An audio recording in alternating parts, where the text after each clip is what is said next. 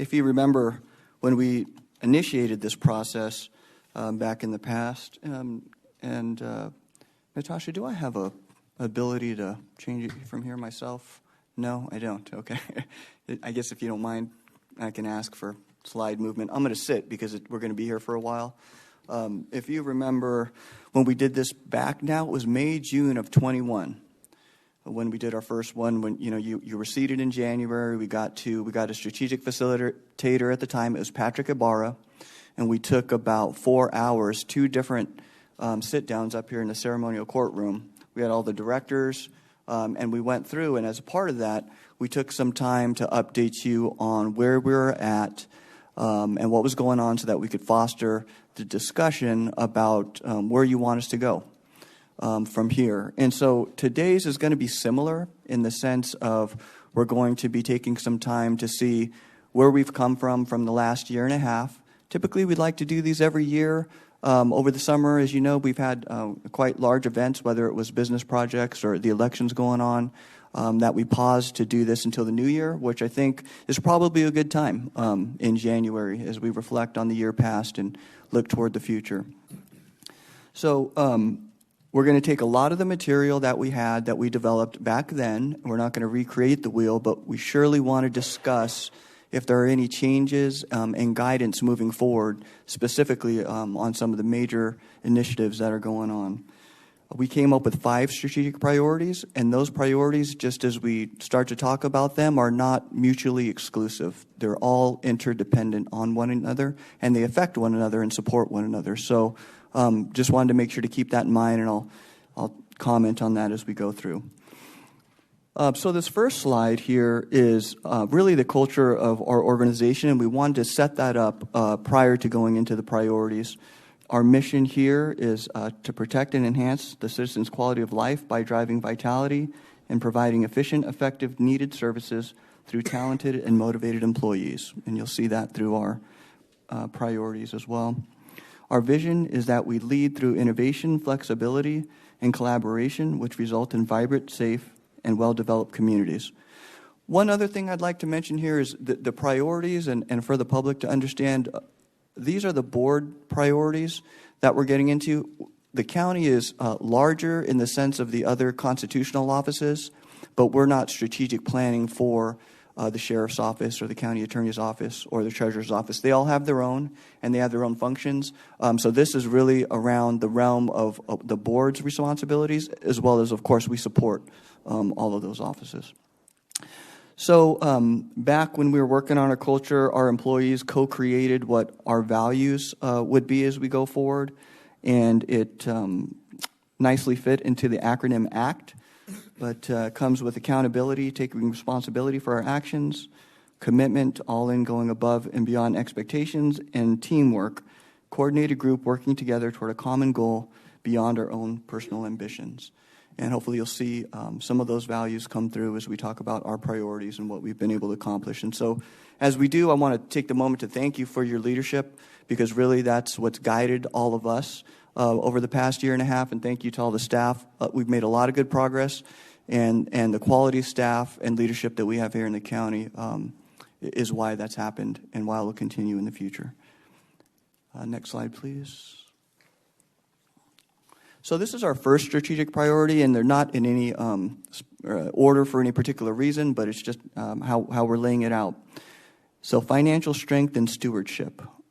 We believe we maintain a long-term positive financial position by balancing revenues and expenditures for operations, aka a structural balanced budget, debt management, and capital investments. We steward the taxpayers' funds efficiently and effectively to minimize the burden on taxpayers and create a competitive community and business environment. We'll get into more of those details here. Next slide, please. I wanted to talk first about a credit rating, because that represents what the investment community and how the financial analysts would look at where we're at strength-wise financially as a county. And I want to go back a little bit to the history, and maybe part of the reason I do that is because that's when I first got here back in 2009. Our rating was an A-.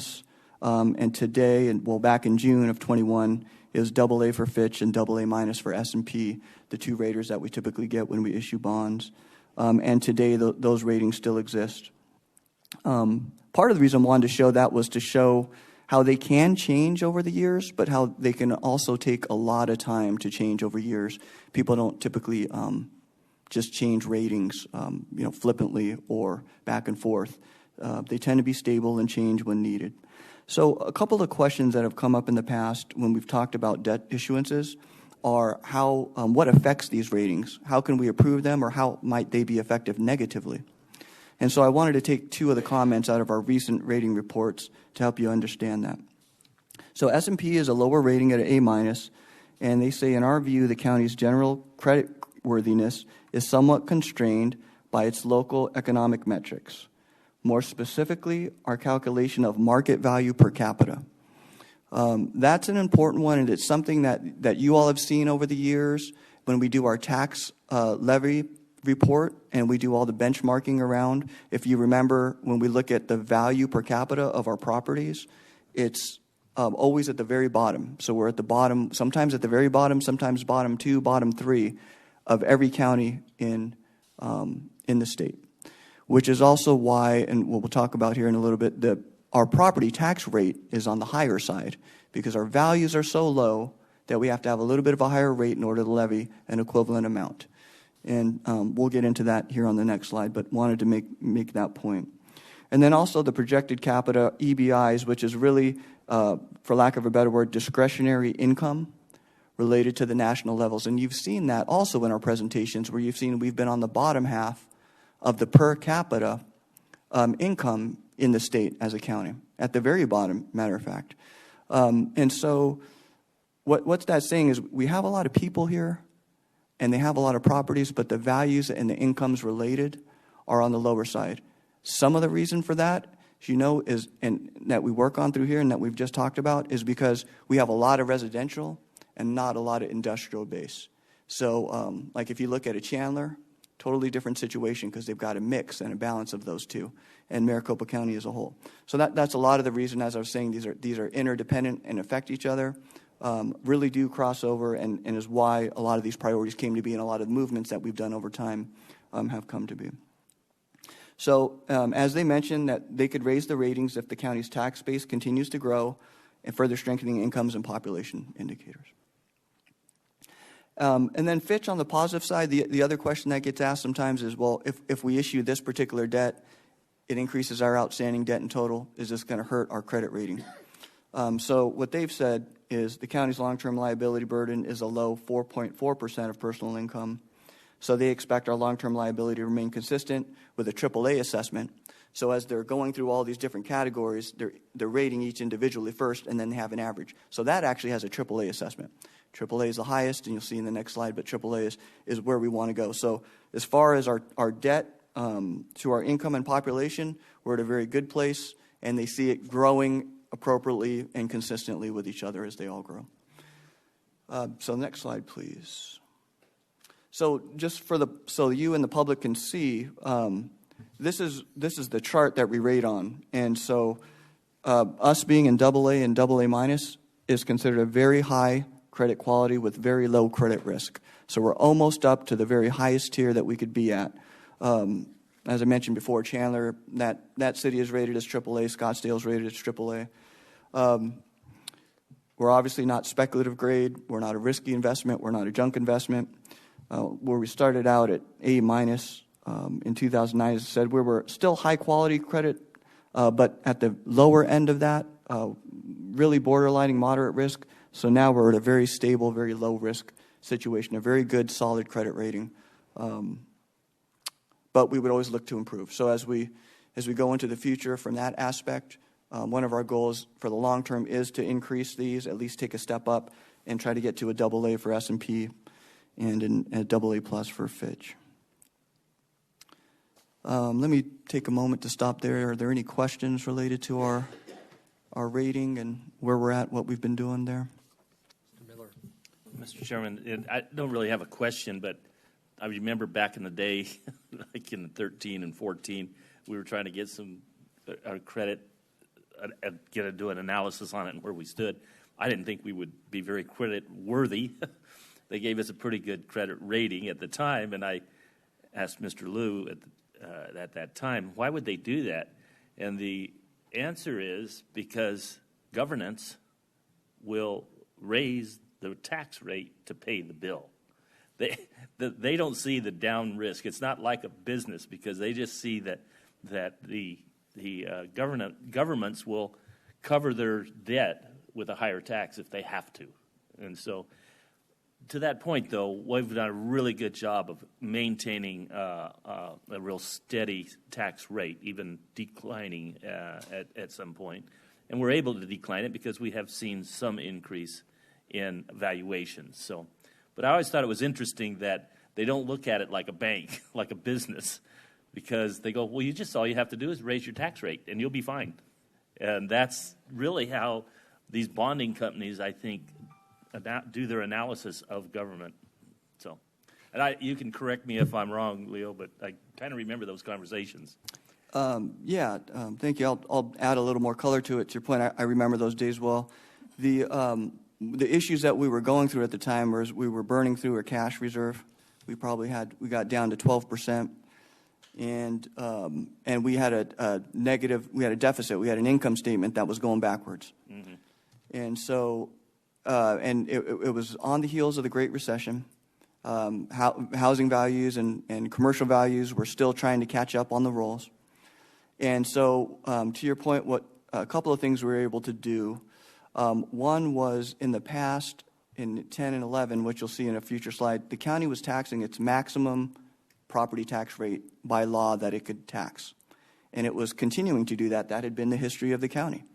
The law says that you can tax 2% over your prior year's max value because it gives you some inflationary amount, plus new construction. And the county historically did that all the time. When we got into this, we realized that we had a very uncompetitive tax rate, and that was actually holding us back from business development, which would then help us to reduce taxes in the future. And so there was a concerted effort to decrease that rate and to try to get that rate more toward the middle. And so to your point, we stopped taxing the max. I think now we're at about 60% of the max. So the point that you're making about the way investors look at it is they say, well, if the political body had to, they understand the political realities, but if they had to, they have capacity to pay their debt bills if they needed to. And so the risk of default is a lot lower.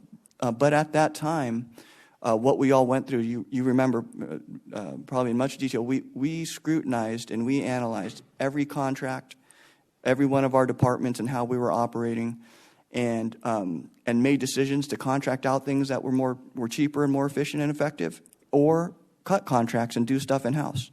The ICE contract was a big element of that at the time. So they knew and saw that we had a management plan in order to balance our budget and to get on. And we did so without raising taxes. As taxes were decreasing, we were able to do that.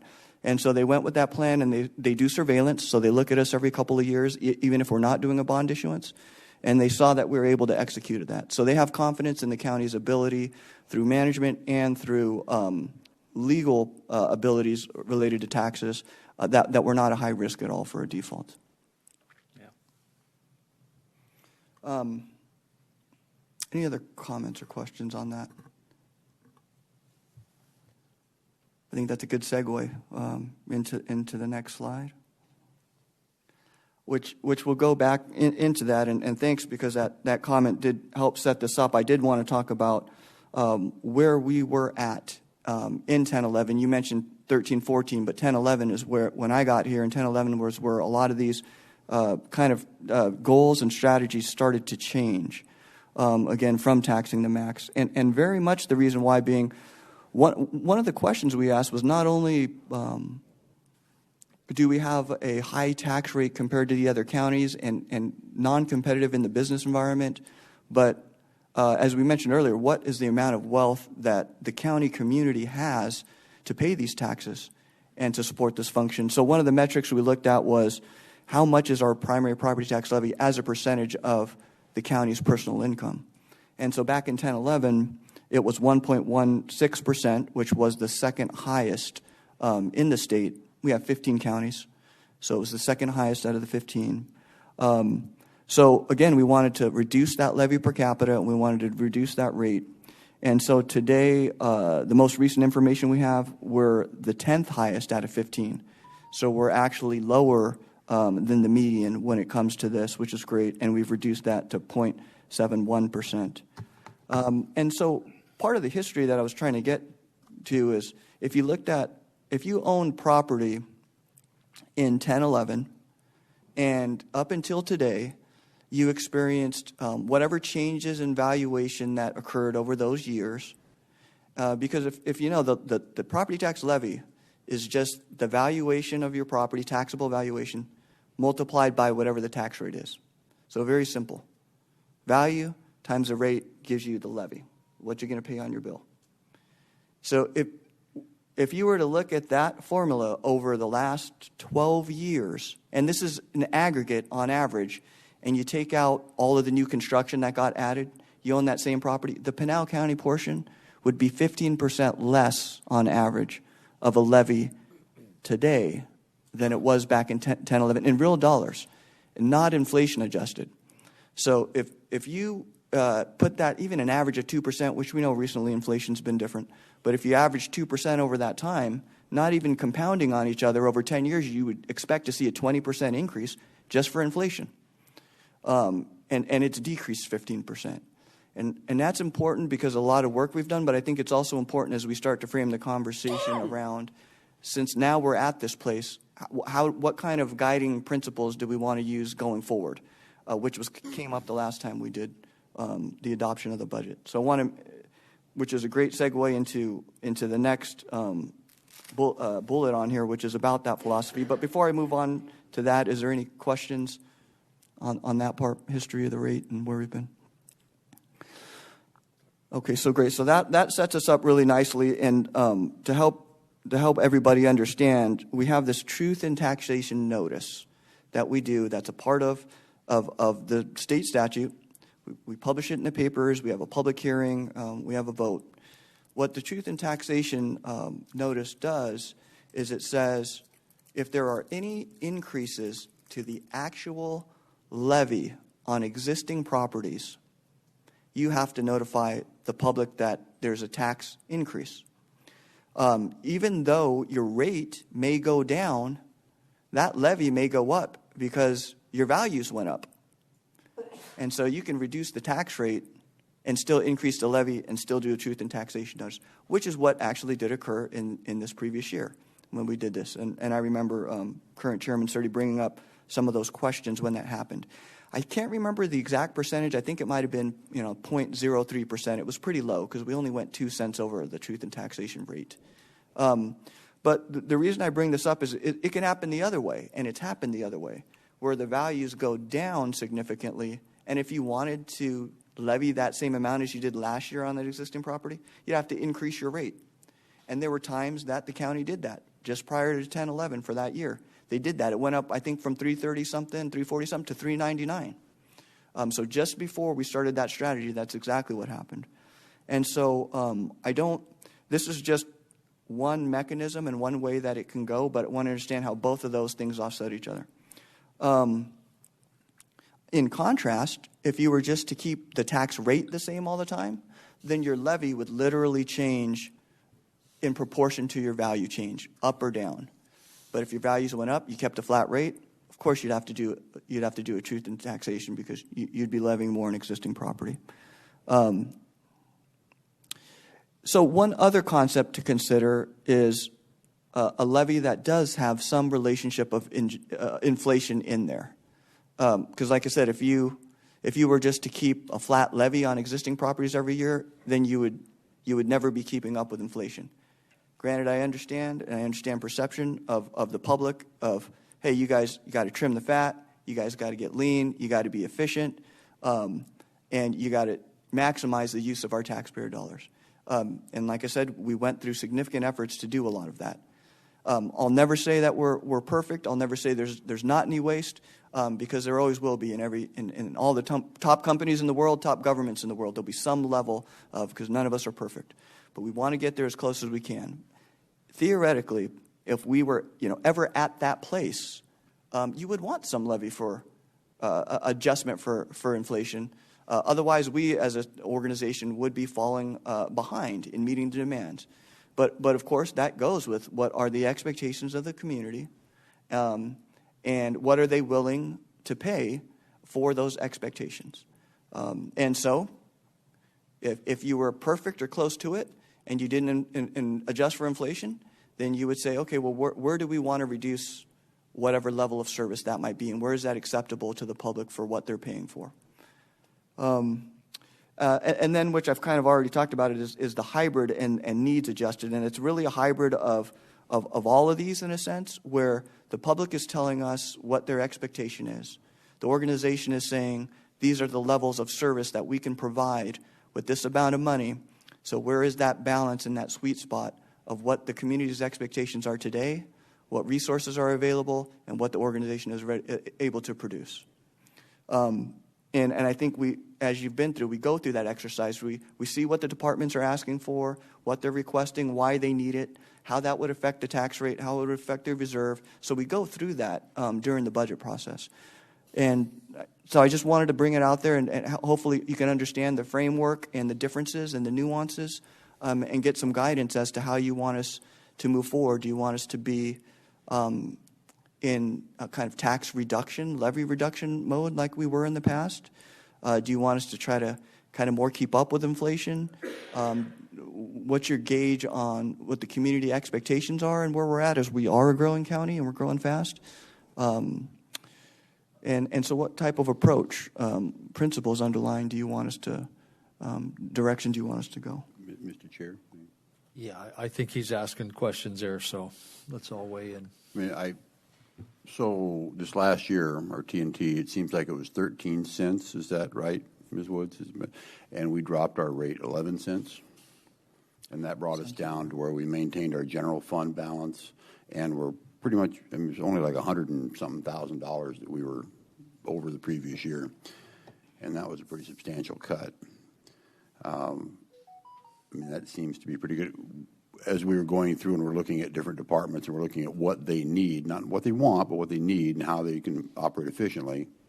Sorry, guys, if you're out there. We need to know what it costs to operate the services that we provide. And I think in some ways in the past that wasn't necessarily met, but I think we're getting closer to that at this point. And so I would be willing to say that, okay, we know what it costs, we know what it's going to cost us next year, and to stay on the same direction that we're in would be my personal preference.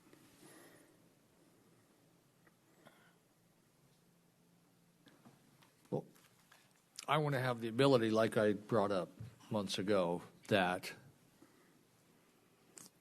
we do have more control. When things are going great, we need to be able to lower the rates as much as possible rather than just keep piling it on if we don't. We shouldn't operate to make tons of money, tax money, that to be able to return it and keep the citizens with that money.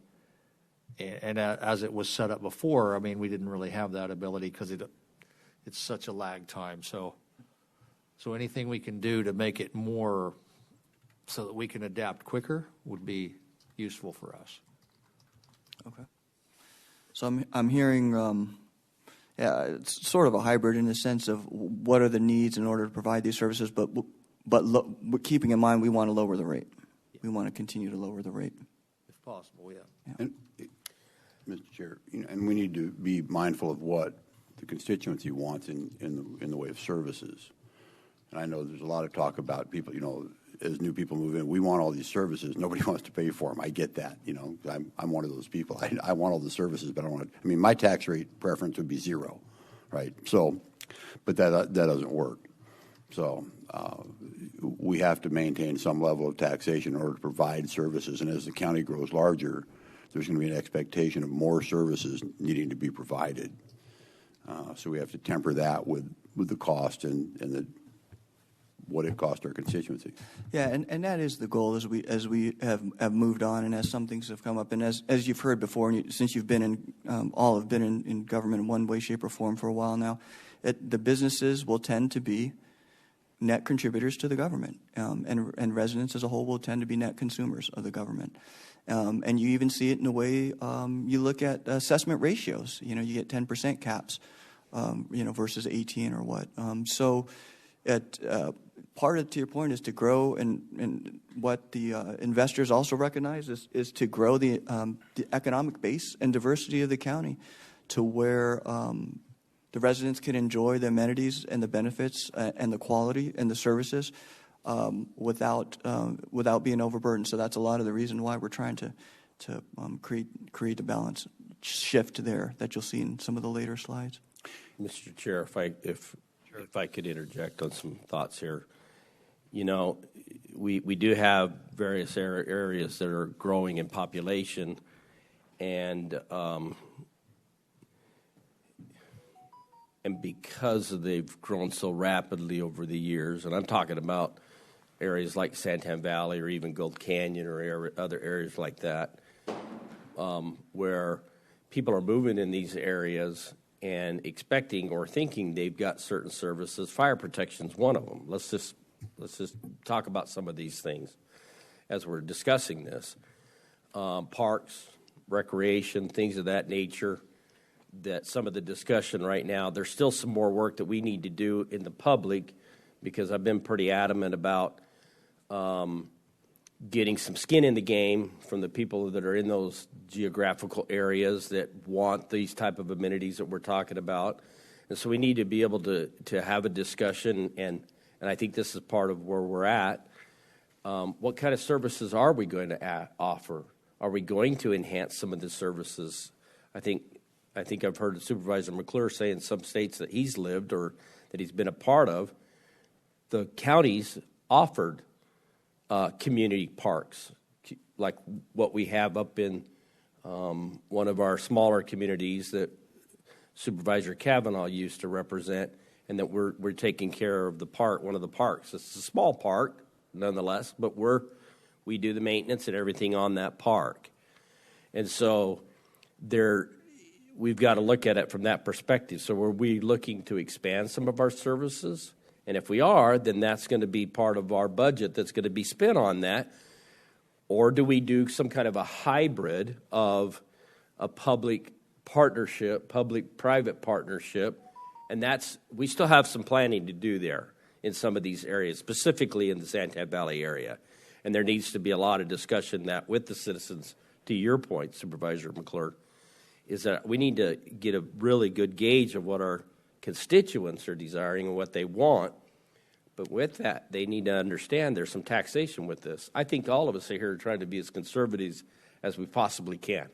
I don't think there's any of us on this board that wants to be a government that is taxation, and doing that. And it's been evident what we've accomplished and what we've been doing for not only the last 2 years that you three have been on the board, but years back from whenever Supervisor Miller first took board, and then whenever I came on in 2017, we've continued that process of lowering the tax rate to meet those, because we've seen the values and everything else, and trying to where we're not spending money. So, I guess what I'm saying is that there's still some more look-sees that we've got to look at. We've got to make sure that we're meeting with our constituents. We're going to be starting that here real quick, meeting with them as we start to approach the new budget, and so on and so forth. We've had some studies that we've done. Economic development is a big one right now that we need to be looking at, and we just talked about. We passed one of our the item before this to help enhance the economic development. We've got to look at some ways that we can help certain areas to increase their retail sales and things of that nature. And that's an investment that's going to be required of us if we're going to help these areas get started. But case in point. So anyway, that's kind of my interjection on this. Before we go to Steve Miller, talking about retail, there's some other factors here too where everybody's trying to do something. the state legislature and the governor possibly going to do away with food taxes, which doesn't affect the state, but it definitely affects the cities, because a lot of the cities rely on that, and they're wondering, okay, is the state going to now take over and provide the services that the cities won't be able to do if they do take those retail taxes? Steve. Thank you, Mr. Chairman. And I'm just going to kind of high level try and remember a lot of the issues that we dealt with in the past. And I think if we looked at Pinal County even 8 years ago and how much more industry has come to the county, that's a real bonus. And even the population with new houses and stuff. But a lot of this is a lag time before we get those taxes on the rolls. And I think an average house takes 24 months before we actually see those revenues coming in. So that means if they started a house today, it's not going to be on the books until 25. I mean, and really start capturing those revenues.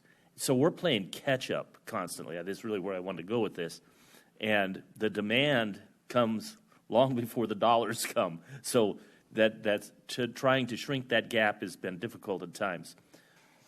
And this is a question that we don't have to answer right now, but I also would like to see the valuation and revenues that would come off of industry versus houses. And I think they can divide that out pretty easily. But those, I mean, I'm sure that the Nikola plant is not online yet. I mean, and what it'll be when it's completed and what designates it as complete. That's the same with Lucid or Kohler or any of them that have come to town. We kind of need to understand that gap to help us plan going forward. It's just something I thought about, and I wanted to share that with you. Mr. Chair, may I? Mr. Yes, Chair. go ahead. So to that point, residential taxes versus commercial taxes. What is the sweet spot there for a good balance? I mean, is it like 35% commercial retail compared to, say, 65% residential, or is there some ratio there? It's been a while. I looked, and I look at Chandler's, and I can't remember off the top of my head, but I'll go back and look to your point. They have them by category, and so you can see what kind of class is and what the base class is. We were off. Part of me is like a 60-40 is my memory, but I'll go back and look. But something in that range. It's been a while, yeah, from a value perspective. Thank you. Mr. Chairman. And so maybe I didn't point it out because I glossed over it, but we did start at $3.99, and we. Leo, I'm sorry, you can't see me. I'm going to ask a question here. Oh, I'm sorry. So in this proposed plan, do our rates allow for funds to improve roads and other infrastructure without relying on other government agencies or taxes to meet those improvements? We've seen the proposal fail and the promised funding get cut, but our needs to fill potholes and widen roads and improve water crossings are still there. So how does either keeping the rate or lowering it impact our ability to get those things done? Yeah, so this is general fund money. Mostly what goes to maintaining or creating new roads are special revenues through the Highway User Revenue Fund, HERF, people call it, or our road excise tax. That's a half cent on the sales tax. So HERF is the gas tax that gets allocated through the state and federally. And then our road excise tax is a countywide half cent. And we are going to, there's a whole slide on that, and good question, because that's probably going to be the most important thing that we talk about today. It just is in the infrastructure and management asset priority category and isn't in this one yet. So what I would say to that specifically from the general fund perspective, we can use general fund money for transportation infrastructure if we chose to. Typically, we're using dedicated revenue sources for those, and they're supposed to be correlated to the uses on the road. That's why it's the gas tax. We all know that HERF has not been adjusted for inflation in I don't know how many years. Andy, I'm sure, knows off the top of his head, but probably at least 30 or 40, 91. 91 was the last time. So 19 and 22, so 41 years. So that is that, and then you have a changing industry, going to electric vehicles. And so I think the question of how to fund and maintain our transportation infrastructure is a very important one, and it's in a future slide. This one doesn't really affect that, but it potentially could if that was a mechanism that the board wanted to go in that direction and to start using general fund money to significantly fund transportation infrastructure. It's legally allowable. That would require raising the tax rate a bit, though. I see, yeah, hello. It would. So, but that would require, but to do general operations, and then to add that would be an increase in taxes. It Yeah. would. It would. But to a greater end, Yeah, it's a significant portion. Roads take a long time to build, a long time to plan, and they're very expensive. That's just the reality. So just bulldoze a dirt road and drive. Yeah. We all start riding around in our ATVs. That might upset air quality, though. I think there's some issue with that, Okay. So we have reduced the rate from $3.99 to $3.56, at least in the time I've been here, and you and previous boards have all been a part of that. So there has been a significant decrease. As we talk about the general fund stability reserve, if we transition into that, as we mentioned earlier, there was a point we were at 12%. I think right now our previous goal was 15%. I'd probably be a little bit more comfortable with 20, just because we know that we're heading into a recession, and we've got a lot of different things that are going on with inflation, even on the expense side. But we have been quite a bit higher in the past few years, as you could see, 30, 36, looking at 29. But take that with, we identify what we consider to be one-time revenues or excess revenues, and we do apply those to the capital projects, a lot of them that you'll see in the future slides. But we would rather do that than issue debt to build these projects. As you know, two of the bigger ones we got going on right now is a new elections facility and to replace the assessor, recorder, treasurer building over here too. And so those are significant expenses that we like to put aside as much as we can, excess revenues and one-time revenues, so that we don't have to bond and so that we don't get out of a structural balance. So it just looked like heads were nodding on the 20% versus the 15. It tends to be one where there are times where you're going to need to dip into it, and that's why you have it. But then you try to get back where you dipped from so that you can dip again when you need to in the future. So it's just a cycle that you go through, similar to the economic cycles. Mr. Chair, it seems that we tried to be 20% last year, and even the previous year we tried to maintain 20. So as not to fall into the recession issue where half the staffing was dismissed because we couldn't afford it, and to be able to cover the lean times. It helps to keep your service levels up and buy you time during the recessions. Okay. Any other comments before we move on? Thank you. Okay, so nice segue into transportation and infrastructure and asset management. We provide safe, efficient, sustainable, cost-effective, and well-maintained infrastructure and transportation systems. We build, maintain, and manage capital assets to preserve long-term investment and ensure reliable services. So this covers a pretty wide breadth of assets that the county owns and is involved with. But most importantly, and what was just brought up, let's talk about transportation. And I'll just first set it up by giving some highlights so that there's some context and what we've been able to accomplish here, some things here in the past. But we do pavement preservation on about, and as you see last year, 169 miles, and this year we'll do 195 miles. So that's a lot of roads, and again, those aren't cheap. One of the things that we've examined as we're looking into the best practices is something that we kind of a layman's term call road recycling. But it essentially takes the materials that are there already in the ground, and if you need to mix some in, materials that we have at our yards, or if it's busted up old broken asphalt that's already there, that's been there for a long time. A much more effective, cost-effective way to do that is to, in one sense, you kind of mill that up. You mill that up, but you keep it there, and you put in whatever, whether it's oil or a lignin-based solution, and you can literally take what's existing, recycle it, and make it an 8-inch or a 10-inch base, and then put a real thin layer over the top, and you're not looking at cracks, and you're not looking at potholes for years and years and years. Some of those roads, you look back 20 years, there's nothing on them. So they're going to save us a lot of money going forward related to maintenance and new construction on roads. So that's just something I wanted to let you know. But as we're getting into it, we've been researching it. We're pretty close to making steps. There's different kinds of ways you can go about it. We'll do a whole in-depth work session on it and show you exactly what's going on. But I think that's worth mentioning. It will literally save millions and millions of dollars in the future. And it also is more sustainable for the environment as well.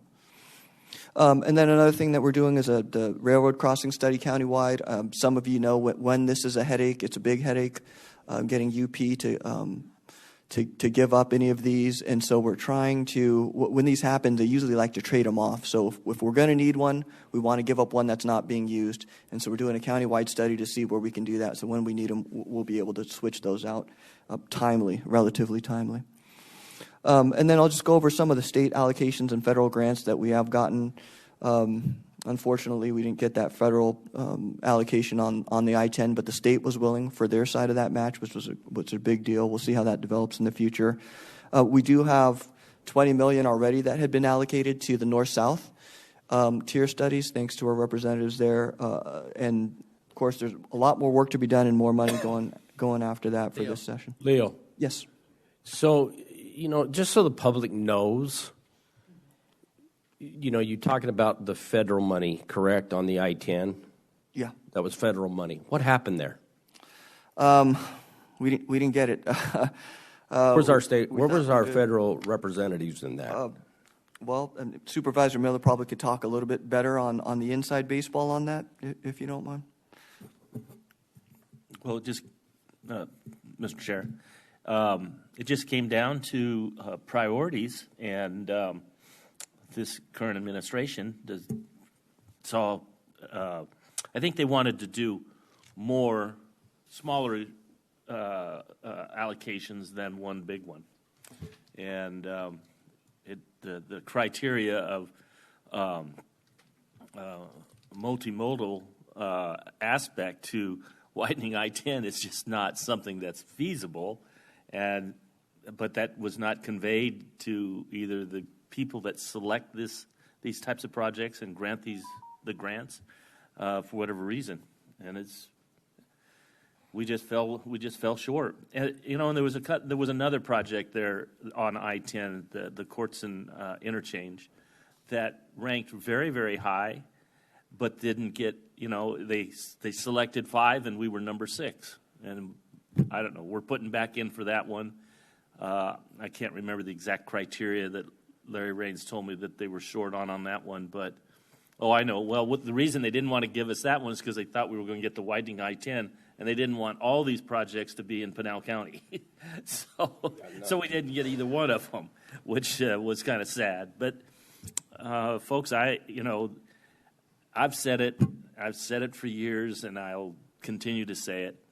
I-10 will not be widened until somebody in Washington, D.C. decides to widen it. And it just doesn't rank high enough.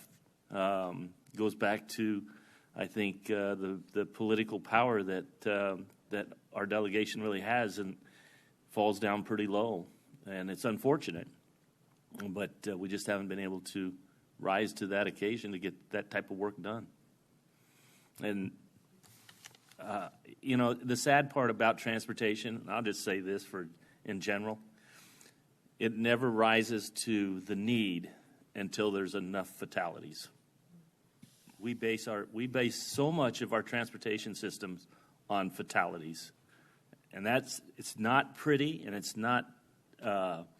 It doesn't seem like an acceptable way to do it. But if you look back and see the projects that get done, that is typically a key factor in the decision to do a project.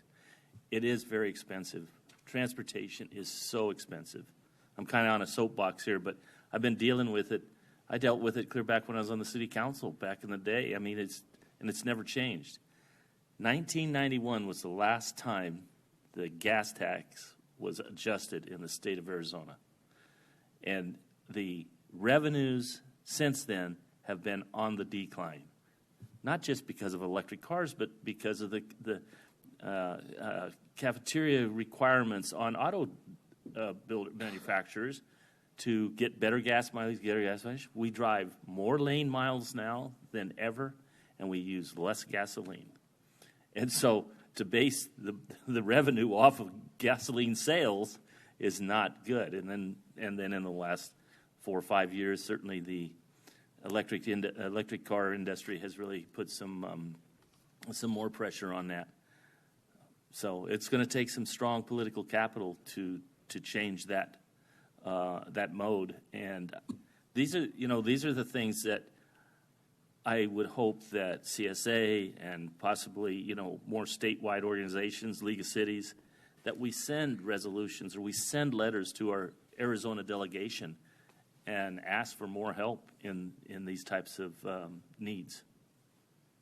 So I'm sorry I digress a little bit, but that's really kind of the scenario where we're at. And if we can help, if anybody knows how we can help or something we can do, I'm all ears. Yeah, to that Anyone point. else, just weigh in at will if you want on a discussion like this. Well, and I think that was more why I wanted that information needs to get more out to the public. We're so quick to praise certain projects when they do stuff, but we need to send the message out there that we got turned down on 2 major projects here in Arizona that rank very high, and we lost federal dollars to be able to accomplish that. And so I think that's a message that needs to be sent loud and clear, not only but to our federal representatives, all of them. Yeah, the whole delegation. Transportation should be one of the top things, your point, to avoid some of these fatalities that are out there. That should never be a reason for getting the job done. More lives being lost. Just doesn't make sense. Can I add one other thought? Sure. And it's because of we've done a great job of attracting industry.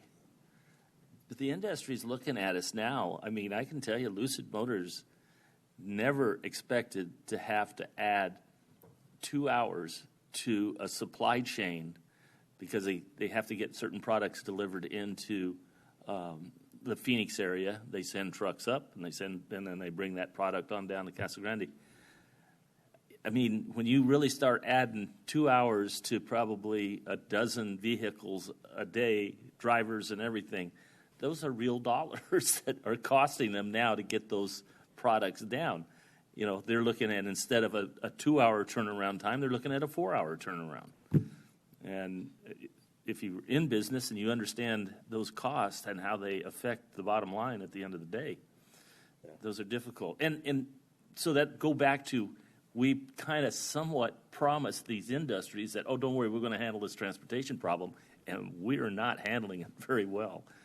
And that makes James Smith's job harder, I can tell you, because that circle is pretty small, and they will talk. Yep, that's a great point, and they will. And when they're flying stuff into Tempe and they're going from Tempe to Casa Grande, and there's that kind of traffic on that 10, especially if there's an accident, it's a problem. Yeah, and to that point, and that's why I think we see these this way. These are community investments.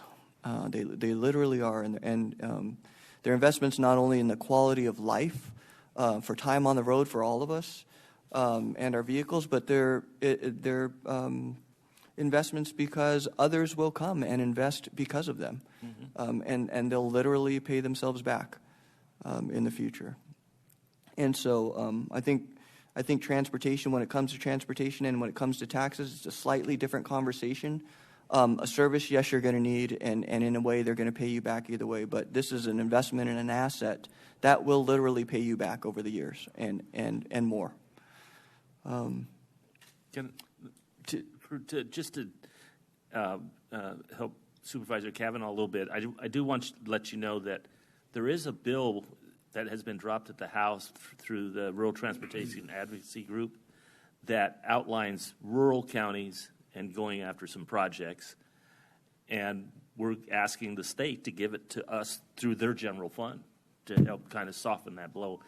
And we'll see if we can't get some more discussion that's not agendized right now, but I would like to be able to give you guys some updates on some of that stuff going forward. Well, my question is, are we opposed to using some general funds, not to build roads, huge project, but to fill potholes, to stop the erosion in the streets of San Manuel and Dudleyville and the places that are unincorporated, where they really need it, and our Public Works Department is struggling to bring a truck up to fill a pothole? I mean, is it out of the question that we should consider whether or not we need to reduce the rate or keep the tax rate where it's at and earmark some of those funds to fix the roads in the rural part of Santan where there's no HOA? That's the question. And that's a policy decision, and that is kind of what this strategic plan is about. Right. And is that something that we want to make sure is included in this upcoming budget season? You know, that we look at that and find that as one of the things we want to see done. To that point, so every penny of property tax is worth, what, 1.2 million, 1.3 million? I think it's 250 grand, or maybe 280 or so. Oh, Almost I'm way 300. off. Okay, Yeah. so. Yeah, 10 cents is more. Okay. 5 and 10 cent increments, so 5 cents is more like $1 million something. Okay. Yeah, so every cent, it's probably, I don't know, probably 280,000 these days. It's not a whole lot. It's hard to fill the bucket. Yeah.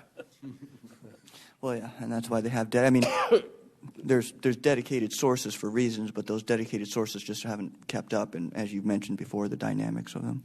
The 5 of us might be out there filling in those potholes then with some shovels. Okay. All 5 willing to do that, right? I went to school long enough so I didn't have to dig ditches. Oh, okay. See that?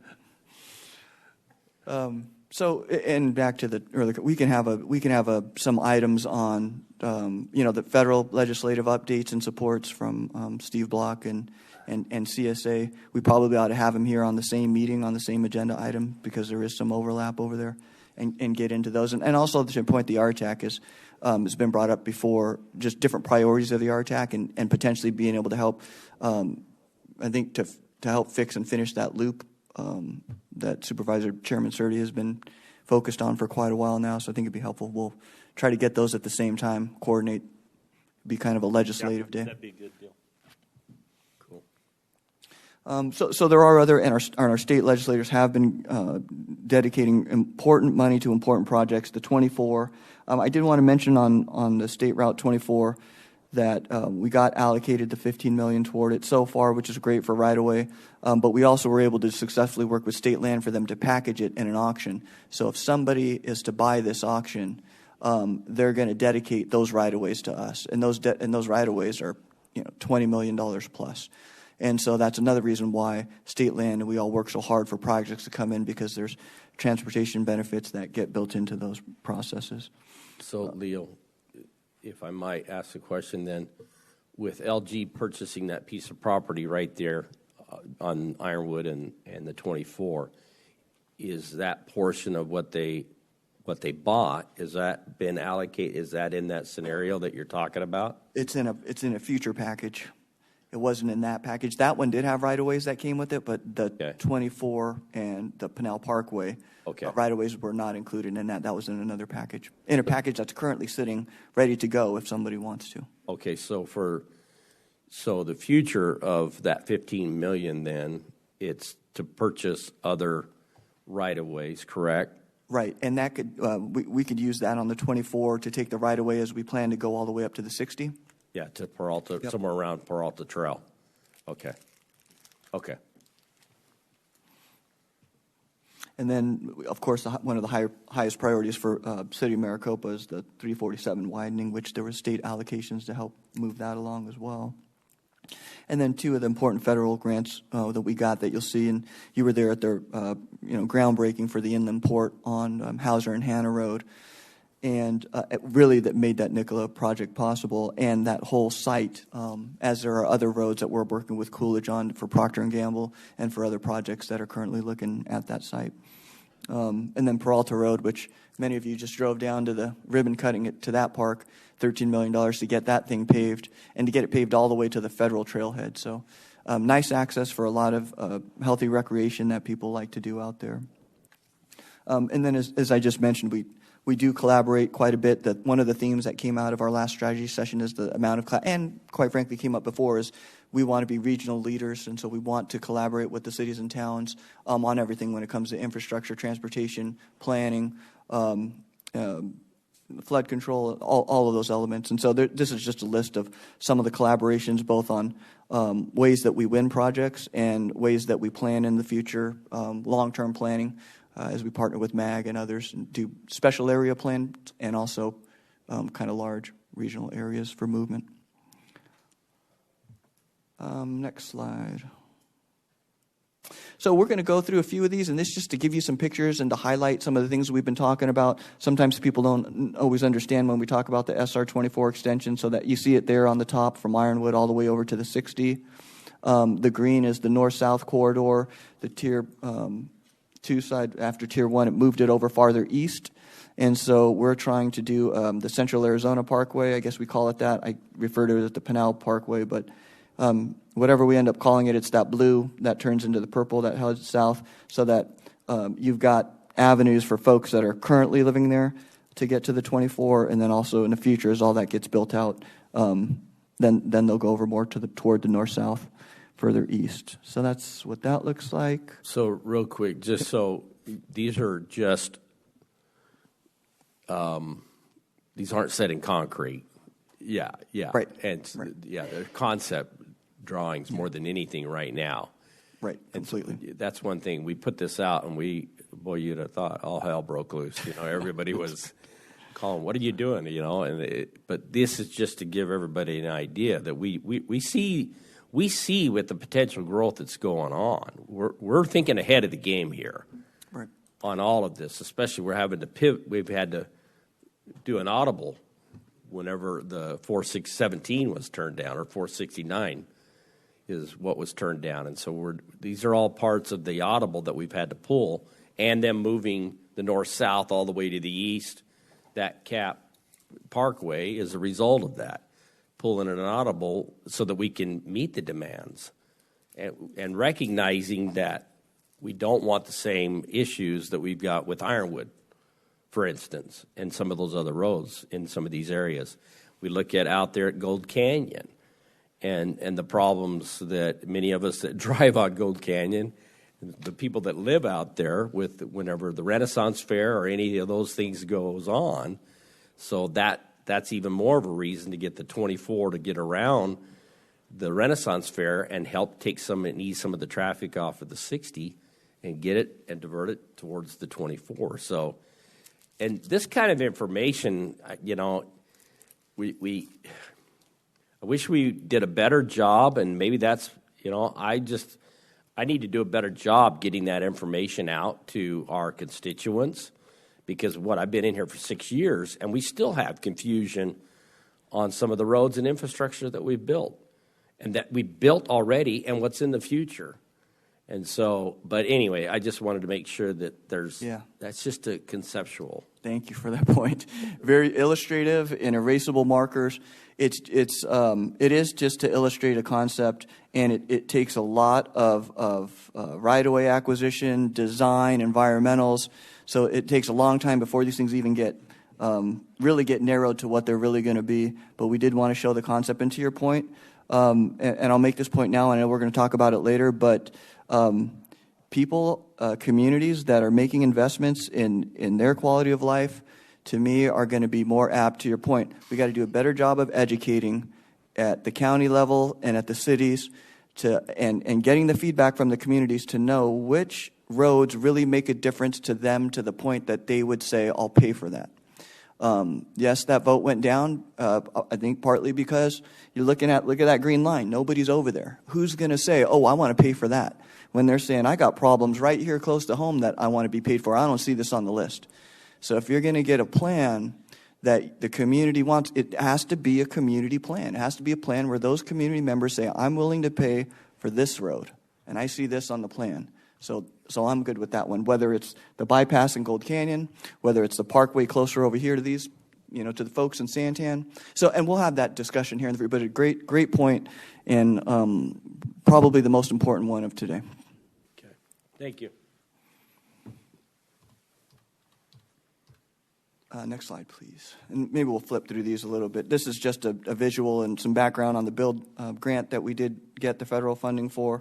And quite frankly, just also to help you and the public understand, we have been going for this grant for many, many years. And it wasn't until Nicola did make the public announcement that they were going to come here that we got that grant. So they kind of go hand in hand. It's a funny way that it happens, but it's like the feds aren't going to give you the grant till you got the project, but the project's not going to come unless you're going to build the roads.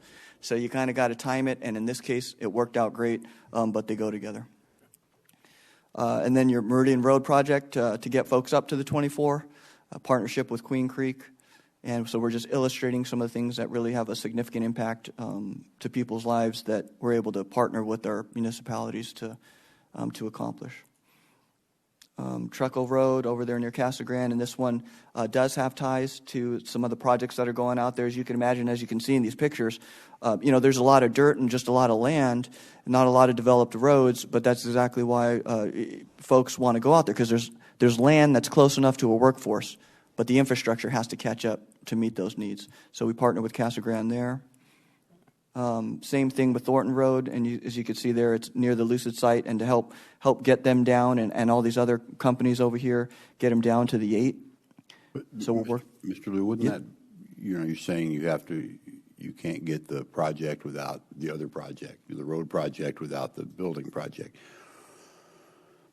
And we're trying to plan ahead, and we're looking at these things. Would it not be to our best interest and to look at the comprehensive plan to lay out and say, okay, this is an area where it will be industrial. There's not going to be homes here. These are the roads that need to go in for an industrial area, whether it's 4 lanes or 6 lanes or whatever that has to be to handle the traffic. Wouldn't it be in our best interest to look back at the comp plan and say, okay, here's these areas. Let's concentrate on these areas to bring industry in. And then here's these areas where the homes are going to be, yes, but how do we handle the industry? Because then you've got the roads going to some extent, and you can bring that project in, consequently getting the federal funds from that industrial project, but you've already started the ball rolling down line. To get it closer, yeah. Right, to your point, as you're matching up the land use plan with the transportation plan, to get some of that infrastructure started in place in order to be able to win those and get additional federal grants to finish them through. And Steve, or Mr. Miller is shaking his head because that's exactly what they did at the Arizona Commerce Park. It's exactly how that got built out with Walmart and Tractor Supply and everything over there. I think it is a good method. The funding, kind of the, build it and they will come and put the money down first, is a good plan. It's if it's there. It's a little harder to convince, but I agree. I think it's the way to go. Just to piggyback on that a little bit, it's a strategy that you should be thinking about. I was always famous about, let's go put a sewer line out here, and they go, well, there's nobody out there. Don't worry, just put the sewer line out there, because when Mr. Developer or Mr. Industry shows up, you can say the sewer line is right there. Well, when's it going to be? No, it's there now. If we do take that same approach with transportation, at least let's tie up and get the right-of-ways, and let's have a plan, and let's have design done, and let's have a lot of things. You might not want to go to the full step of building it, maybe if you have the dollars, but at least if you have all those other intermediate steps taken care of, and they come to town, we can say we've got the right-of-way, we've got the design, and this is what we project this will be for the future. So do design so you're shovel ready. So you're shovel ready. Instead of waiting for the process. Yeah. Right, I think that's a policy and a strategy that I think that, the Board of Supervisors needs to talk about and see if that's something we put in our strategic plan. We can look at the prime ones, and to your point, you either have to be ready or you have to be able to tell them, here's the plan to get ready, and here's a timeline to have it ready, or you're off. So, yeah, one or the other's got to be there. And so having some right-of-ways is a big deal because sometimes you don't know for sure if you're even going to get those. I know it. So yeah, we can examine that, and we can give some priority places and give some looks to you of this is what we'd like to do in these particular areas and movement we'd like to make to be able to at least be close to being ready and be able to prove that we could be ready if they choose so to be there. The Pinal Tech Park, also in the CG area, but a different park, but that's where Kohler landed, and other semiconductor manufacturing suppliers have landed, but we same thing, partner with Casa Grande to get those roads ready so that they can construct and deliver. So as I been saying, and I think this is probably the most important slide. We've touched on some of it already, but I want to get into the details a little bit and get some of your thoughts and guidance on this. We do have a current half-cent road excise tax. It's a half cent on everything else that is taxed, or privilege tax, or sales tax, if you want to call it that, that currently exist. It's very similar to the half cent that we have for the general fund, except there's one category, I think it's personal property rental, that they're still able to tax that the general fund isn't. So it's very close, and just looked at it, we get about, right now we're probably getting about $30 million a year on it. It is divvied up throughout the county by population, pro rata. So every city, town gets their share based on how much of the total population of the county there is. Unincorporated population, we get according to that amount. And it's used a lot for maintaining all of these roads, the potholes, the cracks, rehabilitations. Sometimes we'll throw in new constructions if they're a priority, but there's only a certain amounts of money in there, so it's not like you're going to do something really big with it. And the cities depend on that quite a bit, and it's significant to them. It's going to end and expire because you could you can have it for 20 years. It's going to expire at the end of calendar year 26. Back in 5-6, the county did this, and I was just talking to Greg Stanley at the ribbon cutting at Peralta Park the other week, and he was reminiscing about that and remembering. And he goes, "Yeah, you know what? Actually, we probably took about 2 to 3 years just to kind of gear up and educate for that." And so we're looking at that, and we're in that process now. And I want to talk about that some more on what your thoughts on the approach. But let me give you another, another angle and another thing that affects that. Oh, the other part is that it has to be by statute voted in the November ballot of an election year. And that started in 1985, did it not? So this would be the third iteration of that. When the very first one did. Yeah. So it's not some new tax. I'm just trying to make sure that right. It's not a new tax. It's not recent. This has been going for a long time. Some people refer to it as renewal. Yes. And so obviously, we're looking at 24 or 26. And the PRTA tax that just didn't pass on that vote has more flexibility as to when it could be. It could be called for a special election. It doesn't have to be on that. As you remember, the very first one we did a special election. It was a mail-in vote, and it was an off cycle, and it was all by itself, if I remember right.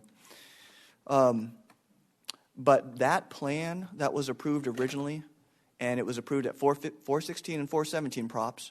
One was a plan, one was a tax. The plan was approved. The tax was voted yes, but then the court deemed it illegal. So the vote went out again, and that expired. So because that plan had no tax funding appropriated to it, that plan itself also expired. So the plan expired after 5 years if it got no tax funding. So that plan is gone. So if we're going to go in the future, we're going to need to have both a plan through the PRT, both a plan and a tax that would support that plan would have to be approved. So a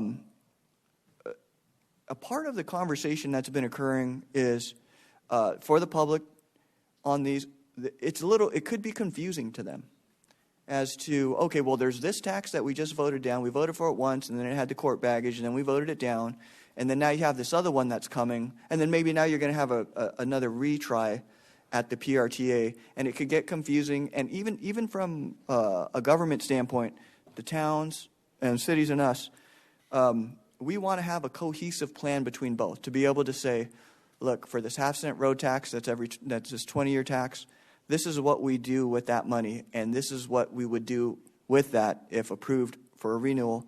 And if not, these are the things that we would not be able to do. And then for this other half-cent tax or the PRT, which is mostly new stuff, if you saw the plan, mostly large new regional things or connectors throughout the county, this is what that would give us. And if we don't have that, we literally, it's tough to do all of these things. We look for other fundings through the state and other ways, but we don't have a mechanism to say we're going to deliver this. And so in order to kind of show and to have a unified plan for both, we wanted to develop them together so that we have, hey, here's what we do with this half cent, here's what we do with the other half cent, and here's what you're getting for all of this, and here's what you wouldn't get if you don't vote for one or the other. But at least that way we could be coordinated and the public can understand everybody's on the same page regionally about what our plans are for this money and what the expectations are that this money is going to produce. And again, as I mentioned earlier, it would have to be something that the community is willing to pay for, that it matters to them enough that they want that. And so I think that's going to be a big education movement from all of the electeds, counties and cities and towns, to be able to go there to get feedback and to develop a plan that their communities really want. And it'll be a long process. Like I said, 2 to 3 years on the previous just half cent. Now we're talking about if you're combining two to make one unified plan, in total over 20 years, over $1 billion, it's going to take a while to develop all of that. And it's going to take a lot of effort and engagement. And so as we go into that, I guess the questions that I had from you on that is your thoughts on a unified plan, your thoughts on these got to go to the ballot at some point. Do you do them together on the same ballot? If you do, kind of which one do you want us to aim for, knowing that 24 is right around the corner? Part of what I think the concern was is you go out in 24 for the half-cent road tax. If it doesn't pass, you got another shot at it in 26. But the other side is you do a quick job and you don't do proper engagement and you don't do proper planning, then you have a lesser product and you probably have lesser support. The other element and question to that is the executive director of, and I'll just be open about it, we've talked about it in some meetings, the executive director of the PRTA is by statute the Central Arizona governments, if it's unless voted otherwise. Are they in the best position to regionally coordinate and regionally do a grassroots community effort? Or are the actual kind of local governments that are running this and feeling the pain and the complaints and getting the tomatoes and the screaming at the transportation meetings in their areas? You know, they have a really good sense of what people need and what they want. And so is there another mechanism to lead the development and implementation of this plan that would be more effective? And then lastly, I guess the other question is the PRTA, one of the challenges that we've had with that is that since the plan is voter approved, if you're going to make any adjustment to that plan, you're going to go back to the voters. And that can bite you in two ways. If you have significant construction costs, inflation that change over the years, and you can't do one of the roads, you'd have to go back to the voters to say, hey, we can't do that particular road anymore because we ran out of money. Or if you have significant priorities that enter into your communities, whether it's because of residential development or a business project, you can't really address it through this PRT because you can't change. They have phases of the timings of the roads and the certain roads. You can't change it unless you go back to the voters. So it's not very flexible. So there's a 1 cent cap on these road taxes. If you do a half cent and you do the PRTA, that's a full cent. That's all you can do. That's the max that you can do. And so one of the questions is there an openness from the board to seek legislative changes that would keep that 1 cent cap, but would just say, hey, if you do a cent on the road tax and you don't do the PRTA, you can do that. You can do that also. We know we have a transportation advisory committee. We call it the TAC that comes up with the plan. There's flexibility when there's priorities. You can go back. It's a very rigorous process still, but you have abilities and flexibilities to partner and to change when needed. So I'm sorry I threw a lot at you, but those are kind of questions that we're looking for guidance on as we try to go forward. This is a monumental movement. It's really bigger than the county's ever done from a transportation perspective ever. And so we want to be successful, and we truly want it to be something that the communities want, if they want it. And if they don't, then good for us to know too, and we'll back off and we won't go down this road. I'll be the first to go on record.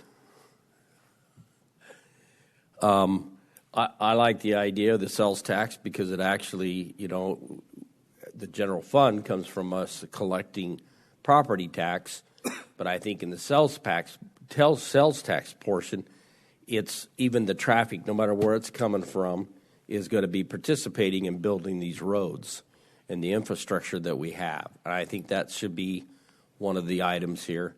I do like the idea of the flexibility not being so. I think that was part of the problem with the previous plan was we didn't have the kind of flexibility and make a pivot, for instance, them putting out the north-south, clear out 6 miles away from us, like to your point, way out in the middle of nowhere, and not having the flexibility to use those funds, for instance, on a parkway. If we had to make a pivot, this allows us to do that to where the county can actually spend their portion at certain places. You've got your Highway 88 up there. If we wanted to participate in something like that, we can. So I think I would like to see us have some flexibility in all of this. I do think we need to go back out. I think we need to do it. We're not going to get there off of our general fund to be able to build it, and off of our current status with our impact fees, because that's another revenue that is actually generated to help pay for these roads and infrastructure. And so I think and I'm thinking probably lumping them up together like you're talking about so that it doesn't create confusion. And I do like the collaboration, just like and I think we've done a pretty good job collaborating with all the other municipalities to come up with a plan that would be beneficial for all of us. And so all the communities involved and the unincorporated communities as well. So that's kind of going off of what your question is. That's where I'm leaning. That's where I'd like to see us go. Of course, we are working with consultants as well, but what do you think about from a timing perspective on, we're looking at, and are they going to be on the same ballot or should they be on separate ballots? And if so, and kind of timing of all of this?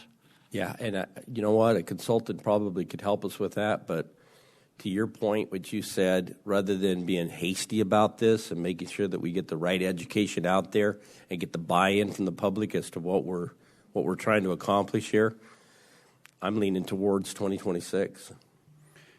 I know we need to probably do something maybe sooner, but anyway, that's kind of where I'm at. Well, I think that's going to give you time to get the education out. Like you say, in the last election with the PRTA, I was talking with one of the cities, and they said, "Oh yeah, we're for it." Well, there's opposition signs all around City Hall. It's like, well, why? Well, because they're looking at it and saying, "Well, there's no money for this road. What the heck? We don't care about that." They don't understand that it's different buckets of money. So I think it's really important that and they said, "Well, but the city council's all on board with this." I said, "Yeah, great. Well, who else knows?" Well, nobody. I said, "Okay, there's your problem. You need to get out and go talk to people and tell them here's how this works." And it's our job to go out and do that. I mean, our job and the councils and all those people. And that's where we need to spend the time doing it. So yeah, I'd say if you did it in 26, you ran them together, you'd probably be okay. But you have the lead time to do all the dog and pony shows in the meantime to educate the public. Yeah, and develop that plan, get that feedback from them to develop a plan that they actually want. It does. It takes time. It takes a long time. Mr. Chairman? Yes. The flexibility part really kind of, I think, may be the key to getting this thing passed or accepted by the public. Because, man, these plans are just too intense, and they never, I mean, we can project whatever we think the cost is going to be, and we never hit it. We're always way short. We're always constantly. I think in general, everybody knows that we need to put money towards transportation. But this is just, I think we have to have the flexibility to be able to spend it on what we have money to do. I mean, sometimes the project is tied to what we have in the bank to spend on it, and we'll have to pick and choose. So, I'd like to go big and see if we couldn't change the state statute and raise it to 2 cents, but make it, a city could say, oh, we'll just do 1.5 cents, or we'll do 3/4 of a cent, or, or a county. I think there needs to be more flexibility at the state level to allow these communities, because they're not going to fund these projects. We have just come to a standstill in how we're going to fund transportation projects in Arizona, and until we get to an impasse here, and I think there has to be a whole array of ideas and thoughts on how we're going to fund it going forward. One person tells me, don't do it in a sales tax. Are you okay with a gasoline tax? Oh, yeah, I'm okay with that. Well, that's a sales tax in a sense, but we've seen how that model's not working anymore because we're selling less gasoline. So, again, back to we've got to come up with some ideas on how we're going to generate revenue, because nobody's going to build a road for free for us. We're going to have to spend real big dollars to get it done in the future. Well, I think Supervisor Goodman wanted to go out and do some of that shovel Yeah, stuff. and I know how to do that myself. I but want the tractor. Oh, We'll get you out on the road recycling machine when we get it. But to your point, the issue, and that was a big issue on this, even on the PRTA, that plan was peanut butter spread way too thin. Right. And the reality was those projects were maybe 40, 50% funded in the PRTA, and that was going to be an issue that we were all going to have to deal with as we went through all of this. And so we can't be overly lofty, overly, if we're going to have a plan, it's got to be a plan that's realistically funded as well, and with some cushion, especially if there's not flexibility there. So flexibility would be helpful. Leo, how much longer do you see this presentation going? This is strategic priority number 2 of 5. So hearing that, probably we're should- going to take a little recess.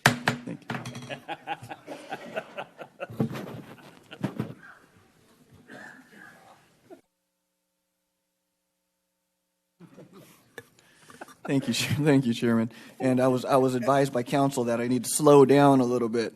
I'm going too fast, but I think it's because I know how much information there is here. I know there's a lot of stuff, and I know people don't want to be here all day. Like I said last time, we took 2 4-hour sessions in two different days, if you remember. So I'll try to balance. I'll try to go slow enough, but I know I got a lot to get through. Just to wrap up where we're at, I heard guidance on flexibility, still a unified plan, kind of grassroots community efforts, and probably same ballot but 26. All right. I guess, like I said, I think that's probably the most important one of the day, but we could move on to the next slide. We've got a lot of different types of infrastructure. Wanted to make sure to address broadband and the progress that we've made over the last year and a half. We did develop a project program that would give full coverage to the county. It would be wireless at this point, but we think that that's a great stepping stone and something that will still be needed for its own purposes in the long run. But essentially, we will have agreements with schools and cities and towns on putting up towers that will provide this service. And for students, it will be there will be chips in their computers so they can have that service even with their laptops from home and wherever they're going on the bus for these schools. So it's a $9 million project, which, considering that's going to fill the gaps of broadband coverage at the wireless level, is a pretty low price tag. And we were able to get $4 million total of federal allocated funding toward this. And thanks to Tammy Ryle, who was creating this along with Peter Lynn. And then the other 5 we're using of the federal ARPA money, which is broadband as a purpose of those funds as well. Leo, were they able to meet with all of the supervisors individually? I believe so. And the team that you're referring to is the second paragraph.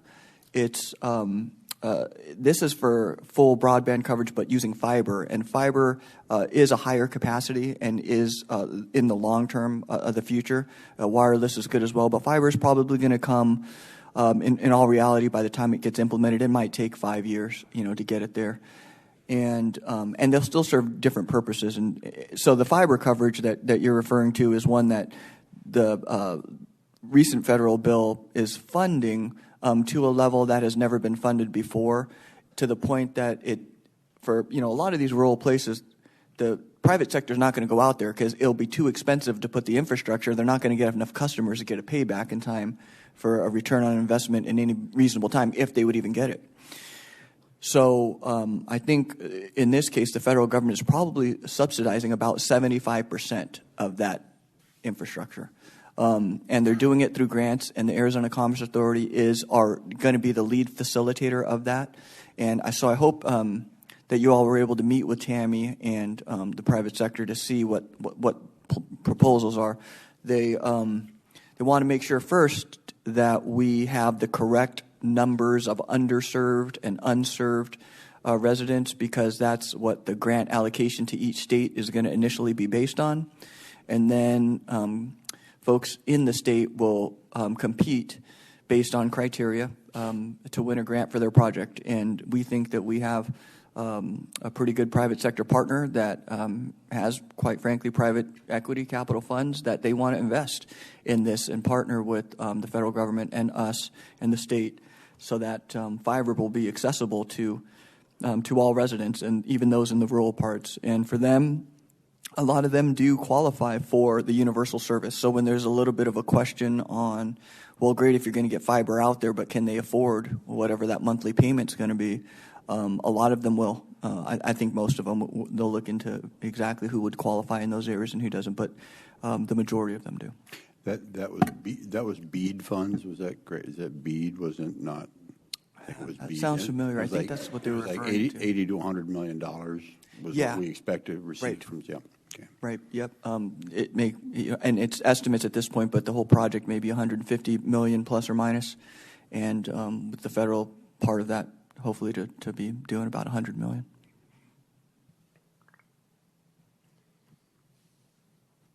I'm sorry. I think I might one more on there, which is important too, and top of mind for everybody. The county isn't in the water business per se. We don't have any statutory authority to be in the water business. We don't have a utility, but we do have a lot of influence from organizing and making decisions, and we are potentially. We looked into it, of course, when Johnson Utilities was having all the issues that they were having, and there was some legislation but once EPCOR took it, that bill kind of got dropped. But there's a lot of other reasons why us being able to partner or in some way, shape, or form in the wastewater and recharge business is very beneficial to the county and can help us to win projects that we have competed for that didn't have a solution and that we couldn't be a part of a solution because of the current statutes. Pima County is allowed to. They have that a long time ago was put into place when their cities and towns weren't quite ready to stand up those type of services, and so they still have that. So they're in the wastewater business, and the cities and towns have to consent to that. So we've been exploring whether or not we could expand that population criteria so that we could potentially have some participation in wastewater and recharge here locally, which of course we need. And it may also just end up in our lap someday, as with Rio Verde and Maricopa County supervisors. That's really not theirs. That's Scottsdale, but somebody's got to help those folks up there. So Right. It we're allows us to. responsible for all the citizens as well. So. Yep. It would allow us to participate. I think Supervisor Miller has maybe already started to have conversations and with the utilities board, and maybe I'll mention a couple of things on here and then turn it over to Supervisor Miller, since he's really neck deep or over the head deep in this water game. We do have collaborations going on with, and thankfully we're able to with the ARPA funds, because water and wastewater infrastructure was also a part of that. So we're able to do that, partner with Queen Creek on a project where water will be locally recharged, and we'll be able to offset the CAGRD fees on those bills for current residents and future and HOAs. And so that's a pretty big deal. That's one where you're going to get your return on investment significantly. You'll get it in 7 years and then ongoing. So, Leo, could you see that Can you put something together so that we can start communicating this to our constituents? They understand these are some things that are coming down, because we get a lot of questions in regards to the CAGRID. They see that on their bill, but if we can put the message out there that we've been involved in some projects to help reduce that cost, and this is the project we're working on, these are some items that I'm talking about that we probably need to do better at communicating to our constituents rather than just in a setting like this. We need to put something out there, mailer or whatever, to get the message out there that, guys, we're actively involved trying to reduce costs or tax, and that's a tax. Yes, it's on the property That's a tax bill. tax. Yep. So anyway, Yeah, it is. It's probably if you could help us get something like that together, I think all 5 of us, we probably have some areas that we can share that information. Yeah, it's probably $400 a year on average on that property tax bill for, thousands, 10,000 residents at the current time. And so, yeah, we can. And Monday when we have that quarterly meeting, let's sync up with Queen Creek on what that message would look like. And then same thing, we're looking and just to make the point, we're looking into unincorporated areas and some incorporated with the city of Casa Grande along in their planning area where there aren't solutions readily available. And I know Brent has been working with Arizona Water in the city, and we're just trying to find solutions that don't exist yet. It's hard to participate on the sidelines. We can help facilitate, but we probably make further progress if we could legally be in the game. And then I guess I'd rather have Supervisor Miller, if you want to talk about the Pinal County Water Stakeholder Group that you chair and some of the work that you've been doing around the analysis for the demand and what's out there. Thank you, Leo. Mr. Chair, just real quick, and the stakeholders group has kind of hit a lull, and that's due to some the ability not to have some meetings. We have a modeling program that we put together that shows the demand not quite as critical as once thought of, 3-4 years ago. There's a key factor to it, though, and it's tied to the city of Eloy, and it's demand. They came to us and asked for legislation to reduce their demand because they're a designation. So we did that. Now they want to increase it. But the state has not processed their application to increase it because they don't, I don't know what the state's real position is, whether they think there's a justification for it or not. But it is a key factor to the modeling that we've done. And until we establish that number, whatever their number is going to finally be, then that makes the calculations can be final, and we can see really the shortfall that's there, if any. There was some numbers that were run that just really showed us over 100 years we were only 10,000 acre-feet short. For the certificates that have been issued as of today, it would be no new certificates. But that gives us a starting point. So anyway, so when I get that meeting facilitated with Eloy and we're able to really wrap up the modeling tight so that the Department of Water Resources has reviewed it. Again, though, now when we go to the Department of Water Resources, I don't know where they're going to be in this new administration. It's really hard to say. But I'll tell you the big picture of what the stakeholders group is really looking at is a multi-prong approach to the solution for the Pinal AMA. And I'm going to tell you that will also apply to the other AMAs. I think at the State of the State address, the governor pointed out that there's problems in the West Valley that are the same as ours. So, and I've always said that whatever legislation we're able to move forward with for solutions to water policy in Arizona, I hope are applied to all AMAs and actually the entire state. But it's going to be, there's going to have to be more recharge. There's going to have to be credit for those recharges. The water quality that goes through a sewer plant has to meet a certain quality before it can be recharged.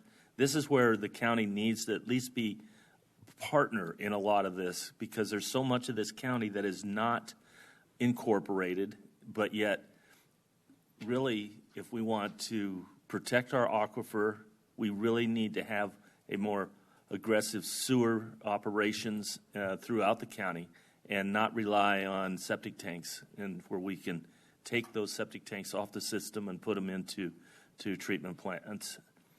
There's going to have to be a component for augmentation of water. That's probably some type of fund that people will have to pay into for either desal or some type of program like that.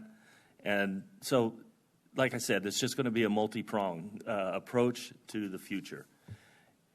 It's not going to happen overnight, and it'll be interesting to see where the department wants to go with that. They agree with us that it will be a multi-pronged approach at some level, but it's just what percentages of what will really take to move, advance the ball. So that's the high level. I certainly can answer a question or two if somebody has it, but we are still working on it. We have a real technical group of attorneys that have prepared some language for some legislation, but we've been kind of advised that there won't be any water legislation passed this year. So whether we drop it this year or not, I don't know. We're still kind of hemming and hawing about that. And if you have any questions, I'm happy to try and answer them. And this probably goes along with that because we did get, I think all of us got something from CSA that talked about how the governor's going to expand the water and was basically inviting more government officials to be a part of that. Is that correct? Yeah. So I'm applying. I'm applying for that that committee. She basically dissolved the one that Governor Ducey had. She's going to form one of her own. So I'm going to ask. I'm going to try and be an applicant and get on that committee again to just stay abreast of where the policies and the thought process goes forward in the future. So with that, that was something that I was going to apply as well. I don't know where that all falls down, but I just got that, and I was just thinking, you know what? I think the more hands on deck in this kind of a situation is probably better than just one. Yeah, and I don't know. But I don't know how much she's opening it up to. I don't either. And but the discussions go on, and I will say, I knew about the West Valley kind of situation probably 2 years ago. The director from the Department of Water Resources had indicated that there are other areas within the state that are facing the same scenarios that we have here in Pinal County. It's not a doomsday today, but this is the time for action to plan for the future. It's really how I see it, and so we have to work at it. I guess from staff's perspective, is there anything else that you want us to be doing around that, or is the movements and steps we're trying to take right now in the right direction, or as the county, as an organization or staff, is there anything else guidance-wise or kind of goal-wise or that you want us to be doing? You know, Supervisor Miller alluded to the certificates that's already in place. Right. I think a better education to the public where those certificates are at. I know as some of these developments come online and they're ready to start building and breaking ground, they already have those certificates, and they've had those certificates for years. And so I think it would be beneficial to communicate that to the public as a whole, because not having enough information kind of has a way of creating a panic in people. And so I think getting that kind of information out to the public, this is where we're at. These are the ones that have certificates. I think you just mentioned that with those certificates, we're about 10,000 acre feet or something like that. Yeah, and there's actually been some reconciliation with the ones that have been issued and the ones that are being built on. And I want to just kind of say there's always that chance that the state could take a certificate away if you have not started your subdivision. So that is out there that is actually within statute. And then I want, can I add something Yeah, else yeah. to this? Because this is what the public are seeing, all these quote-unquote subdivisions being built, but they're built to rent. Those operations, those communities do not require a certificate of assured water. So the certificate of assured water is not water law. It is consumer protection. It is actually in real estate law. So, so because they're not selling these units, because these rentals are just short-term is the way they really look at them, they're not required to get a certificate of assured water. A sidebar note, there has been discussion that maybe these types of communities would have to join the GRD, that they would have to be at least part of the replenishment program. I pointed out at the CAP meeting that I don't know how much opposition will meet, but that would mean that every apartment building would also have to join the GRD. Because if you're basing it off of a rental scenario, then all rentals, I think, would be subject to that same legislation.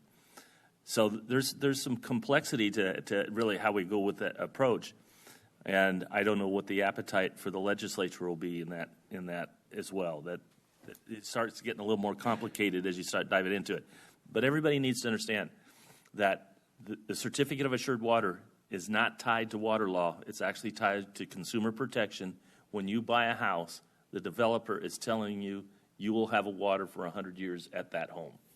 So that's where that comes from. It, and you'll find it in your public report that I know you all read when you bought a house. So I have a comment and a clarifying question, if I may. So I heard Supervisor Goodman talk about, clarifying the message, and as Supervisor Miller was speaking, I just happened to look up, the articles on water, and I can see where there's some confusing messages to the public.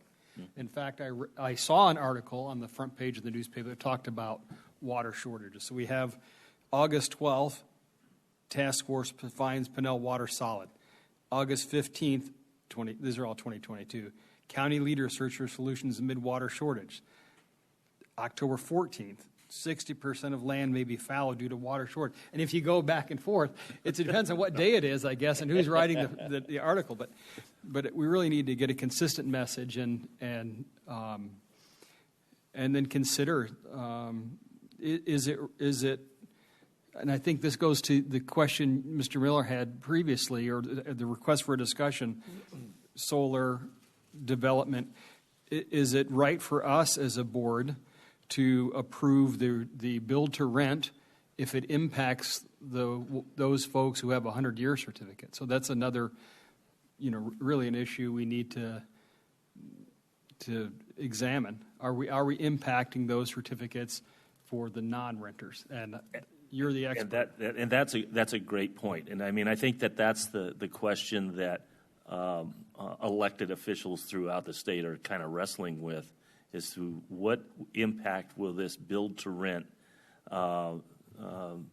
program really have on the water and the water supply in the future, and how do we ask them to participate in securing and maintaining that water supply, is where I see it.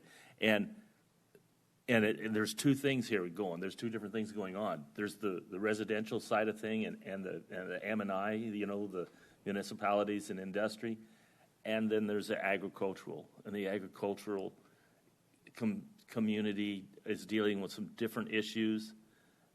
They're not going to get the cap water up till 2030 like they were told, so the state gave them the opportunity to drill. We really don't know how that's going to affect the program going forward. And the farmers have the first right that was established in the 1981 Groundwater Act. Although whether they'll have the water to produce a profitable crop through pumping will be we'll wait to see. But So we have a lot of dynamics going in here, and I think you have to almost start breaking it down into more, so we can get clarity on each one of these things and then see how it ties to the whole program. I don't know if that helps any. Sounds like it would need a work session. You got the menu there? Yeah, she's lurking. Well, it's, Thank you, Mr. Miller. yeah, I mean, it's a pretty big topic with It a is lot of a- in-depth. it stuff. is. It's a big one. We could use some education. And I'll be help you facilitate maybe a couple of water attorneys and a couple of engineers to come in and really kind of give us more detail going forward. But I think this build to rent thing is going to really start showing up in more and more discussions going forward, As it should. and as it should. Okay. Yep, we'll set that up, and I think that'll help us. If it sounds like what we're doing right now, we're sort of on the right track as an organization, and as we get some of those, it'll probably help guide on next steps. It seems like it's really a changing game. It's pretty dynamic as you go. Yeah, and these are baby steps we're taking, but they're good in the right direction. And I have to give kudos to Tammy. She's really monitoring a lot of this stuff and a little more micromanaging that stuff for us and keeping us in the loop, or keeping you and me in the loop on some of this. Yeah, so I guess if I end this with a fun note and back to Supervisor Goodman's comment, we could work with Queen Creek on Monday on that messaging, but we also plan to build out that recharge system to pipe along the Queen Creek wash and put a bike path on it, which will connect into the town. So we'll go from the town bike trail system all the way out along the Queen Creek wash, all the way up to the canal and back. And we have that trail that goes along the canal all the way down here to Florence, all the way up to AJ. I don't know who's going to be doing that much biking, but at least there's an opportunity to go out through there, and it'll be nice, a nice, pretty ride along the wash. ATV trail. We're not in that business yet. All right, we can move on, and we'll just give you some highlights. At our airports, we've negotiated some significant leases, and I know you're a part of that. Some of you, if you remember meetings with those companies, we've got a few more also in the works that are being negotiated, and I know Chris is a big part of that. We were able to secure $8 million in federal grants for runway drainage electrical improvements, and then we're going to take $10 million plus or minus allocation from ARPA to do significant water and wastewater improvements at our airports. And then another highlight was that we were able to get the FAA to designate about almost 500 acres on the east side toward the 10 for non-aeronautical use, which could be helpful for companies looking to do any kind of operations over there. The only downside we have is that there's still a quit claim deed on there that the Department of Defense could take in an emergency situation.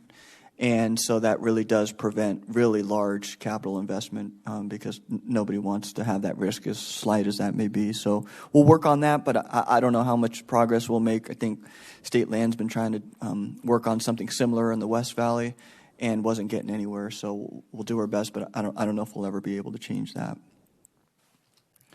And then I'll just go through some of the facility highlights that, you all have known there. You've been to the ribbon cuttings. We've completed those satellite offices throughout the county, renovations or new builds, and some of them, just supervisor mainly, but a lot of them also have multiple services at those campuses.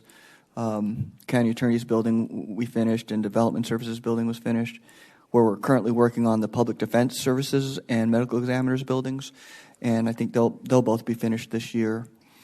And then in the hopper, we have the elections facility and then the Recorder Treasurer Assessor building I mentioned earlier, and we're now doing those at the Construction Manager at Risk program, and so now we've implemented that. We went through the first one, finalizing. We'll use that on the next one, and we'll probably use those on most, if not all, of the major projects that we do in the county. It just helps for coordination, cost management, design and participation of the customer kind of from day one to finish, and so we just think it's going to be a better coordinated process and get a better product. There's various other renovations we've really been doing all throughout the county with all the departments. And then we'll talk a little bit about recreation, and I think it is important to highlight that when it comes to parks and libraries, we are expanding into realms that we hadn't in the past. So we always support the library system, and we support the local volunteer libraries, but we're expanding the library in Arizona City, staffing it. We set up the library and operations over in Santan and are staffing it. And then really Peralta Regional Park is our first real regional park, kind of Maricopa County Regional Park-like. And there's some others in the plan. Some things that sometimes seem small but end up really a big deal here at the board, like expanding the parking lot at a trailhead so that 100, 200 cars don't overflow into residential streets, ends up a big deal. So we're working on that. And really we're working on, like as Supervisor Goodman mentioned, what type of park, what size and location, as you've seen in the work study in the Santan area, because Santan's a large, densely populated area, none like it unincorporated in the state. Probably not too many in the country. And so we really are getting into different things that we probably haven't traditionally been in the county, but we also didn't traditionally have Santan Valley in the county. So so we have made a lot of progress there. We did fairground study, and we'll continue to implement on those studies as we have the funding identified and exactly where we want to be. Next slide, please. I guess before we moved on to that, anything else on the infrastructure side or any other guidance or anything you think we missed that we didn't include in there that you want to see? Okay. Yeah, the San Manuel Airport is included in that. Yeah, the Pinal Airport and the San Manuel Airport. Okay, so strategic priority 3, which really overlaps a lot with 2, kind of more on the planning side, but calling it balanced and flexible growth. We develop and implement strategies to effectively address growth, sustainability, and livability in our dynamic county. And so one of the common themes is that we're working with the municipalities and the state and the community groups in these planning processes. And the reality is we are meeting with them on a regular basis with the cities and towns, especially in their planning areas. So we're coordinating, develop with potential future annexations. And then we work with state land. As you know, we created a brand new land use category for them. You did that as a major comp plan amendment that will provide flexibility for those lands, as we know that state land is the biggest landowner in the county for future development. As a part of that flexibility on large master planned communities, whether they're residential or commercial industrial, you pass those. If you remember any master plan over a certain amount of acres, you're going to be able to have zoning districts within that are flexible because those are kind of generational products or 10-year, 20-year projects, and they need flexibility to the market over time, and they don't know exactly what they're going to do at one moment in time. Atessa kind of kicked that off, and then there's others that have inspired to have that kind of a thing. And then an example of us planning with the community is with Gold Canyon Community Inc. and Arizona State University. And I think that final document is pretty close to wrapping up if it hasn't already. And then we've been talking with state land there since they own a lot of the land in Gold Canyon and what level of planning are they open to, which would be a key factor. And then, as you've known, and we've heard a lot from you and the community about flexibility within our code and updates in our code that are needed. It's a comprehensive process. It's taken a while. We are going to be scheduling P&Z, Planning and Zoning Commission, to meet twice a month instead of one because they got long meetings and they got a lot on their plate. Some of it is work volume. Some of it is just culture and tone or chairmanship of the commission that makes some of these longer. But we do, either way, they're going to need more time. We want them to meet at least twice a month. And hopefully in the next few months, they'll be done with their review, and we'll be able to actually bring this development code update to you for review and approval and adjustments if needed. Any questions on any of that we've been working on or comments on that? Okay. Next slide, please. And then, as we were asked to look into how can we improve there in the development process and in providing that service to the community and the customers, we did have an expert consultant, if you remember, come in and do a review, Mo Glancy, that had several recommendations that some of them we were implementing already, others that we're continuing to implement, and we'll continue to look at the organizational structure and the process workflow to see where kind of synergies and team facilitation can occur. And then this is kind of shifting gears, but we did want to mention that the county attorney's office has been taking the lead, but they did do some programs to improve with the illegal dumping, and then also to provide funds for code compliance type cleanup for those that don't have any of those funds. And we put some of those in those ARPA monies, if you remember. And then on the topic of affordable housing, as that was a pretty big topic that came up, and I know maybe there's different words we can use, really. I mean, affordable or attainable or workforce, and they're probably all a little bit different in reality.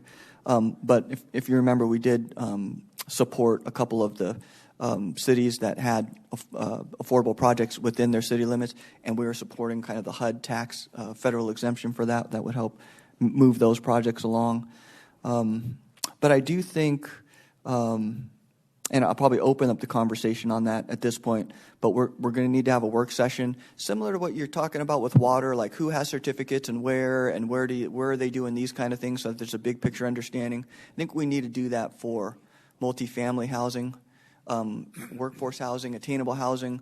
How much of it do we currently have, and if we do, where is it, and how much is currently entitled for that? Or where do we see, because where do we want it and where do we don't? Because obviously we're getting into that a lot these days.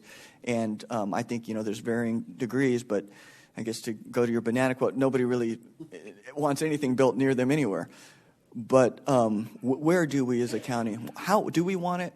And it changes over time. We were the affordable housing community in the past, but we were the affordable single-family, big backyard, raise a young family home in the past, right? And that's why all those subdivisions came up, and they all got. But now it's changed. Those aren't as affordable or really affordable anymore. So, what are we developing into, and what do we want to see now? We're progressing to that true, more multifamily type nature, and even steps in that direction. Sometimes when it's even just like attached garages, people aren't liking. So, what truly do we want, and where, and how much? I think we really need to have an overlay with a map to have that conversation. But if I may, Mr. Chairman, and that build to rent program is a single family house with a small backyard, a small front yard, the amenity. I think certainly the front yards and everything are all taken care of through your rent. The rent's kind of expensive, but it gives you that feeling of a single house, but yet it's rental, and to qualify for that is not as difficult as it is for buying a house. I mean, so, and in this environment, in this community, these are going to be pretty popular, I believe. Yeah, and that's helping to meet the workforce housing needs around that area. Yeah, Mr. Chairman, if I may, interject a question, Leo. So I know up in I think it's Chandler or Gilbert, they have housing units that are set aside not for Section 8 or so on. It's folks who work, they're making 40 or 50 grand a year, but they're in.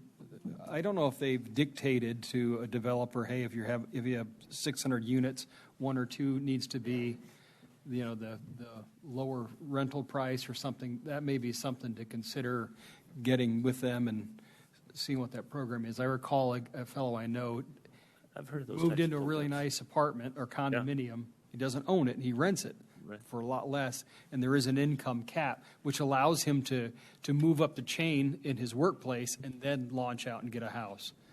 So that's something I think we could consider. Yep, we'll look into that. The UDA used to have that type of a program. I mean, that was actually what brought me to Pinal County, because it was a housing program where it had a cap on the interest rate, but what they really were subsidizing was the interest rate, and not the.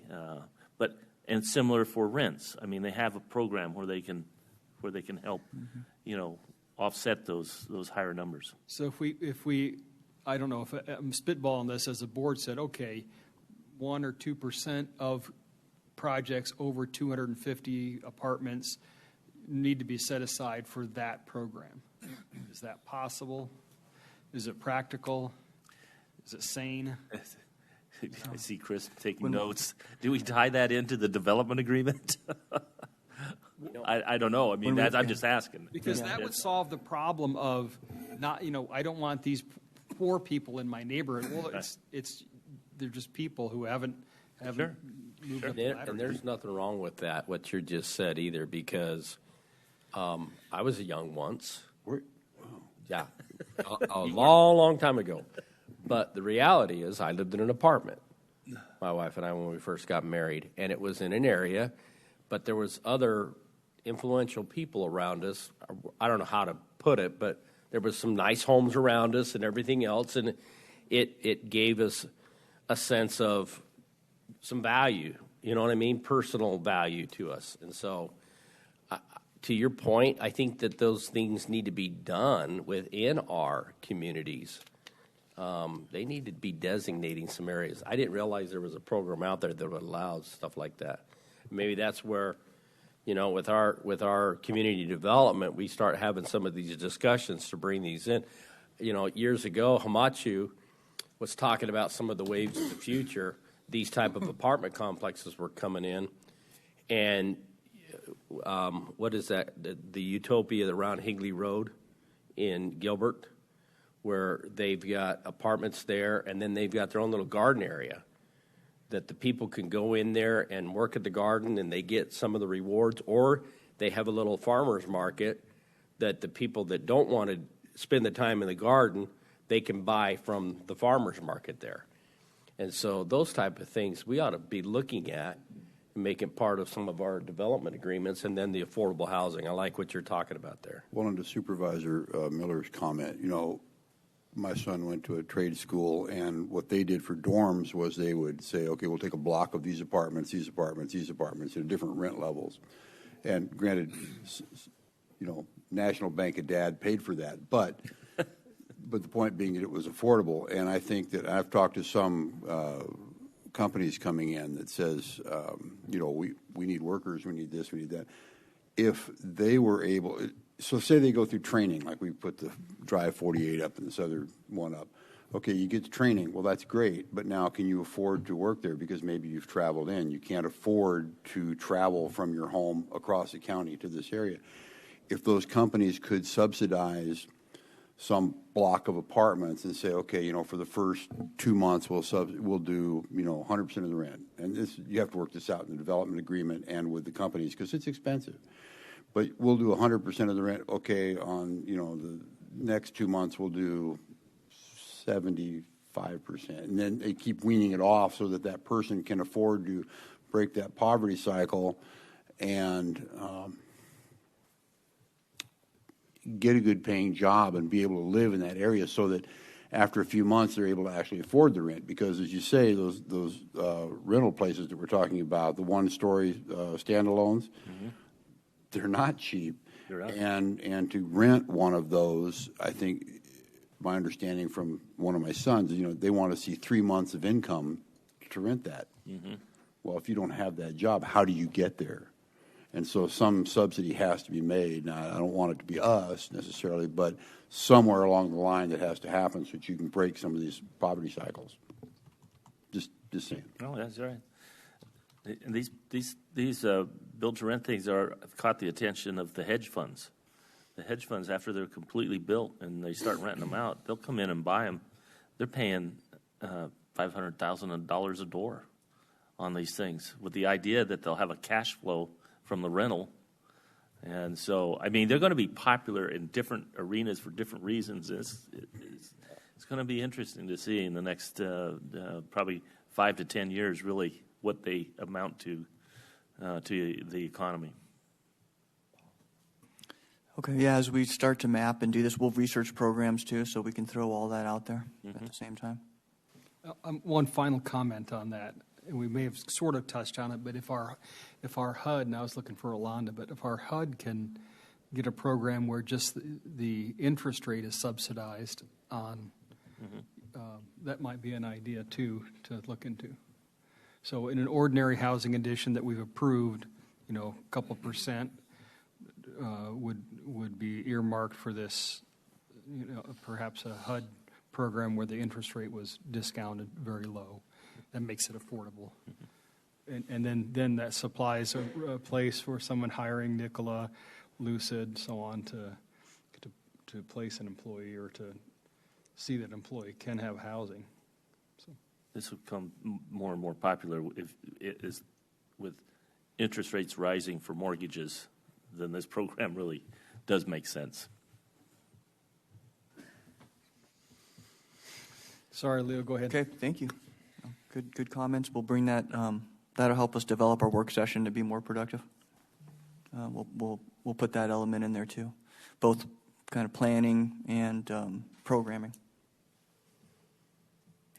And then, as we move down to the next topic, I think something similar, probably except minus the programming, but on solar panels.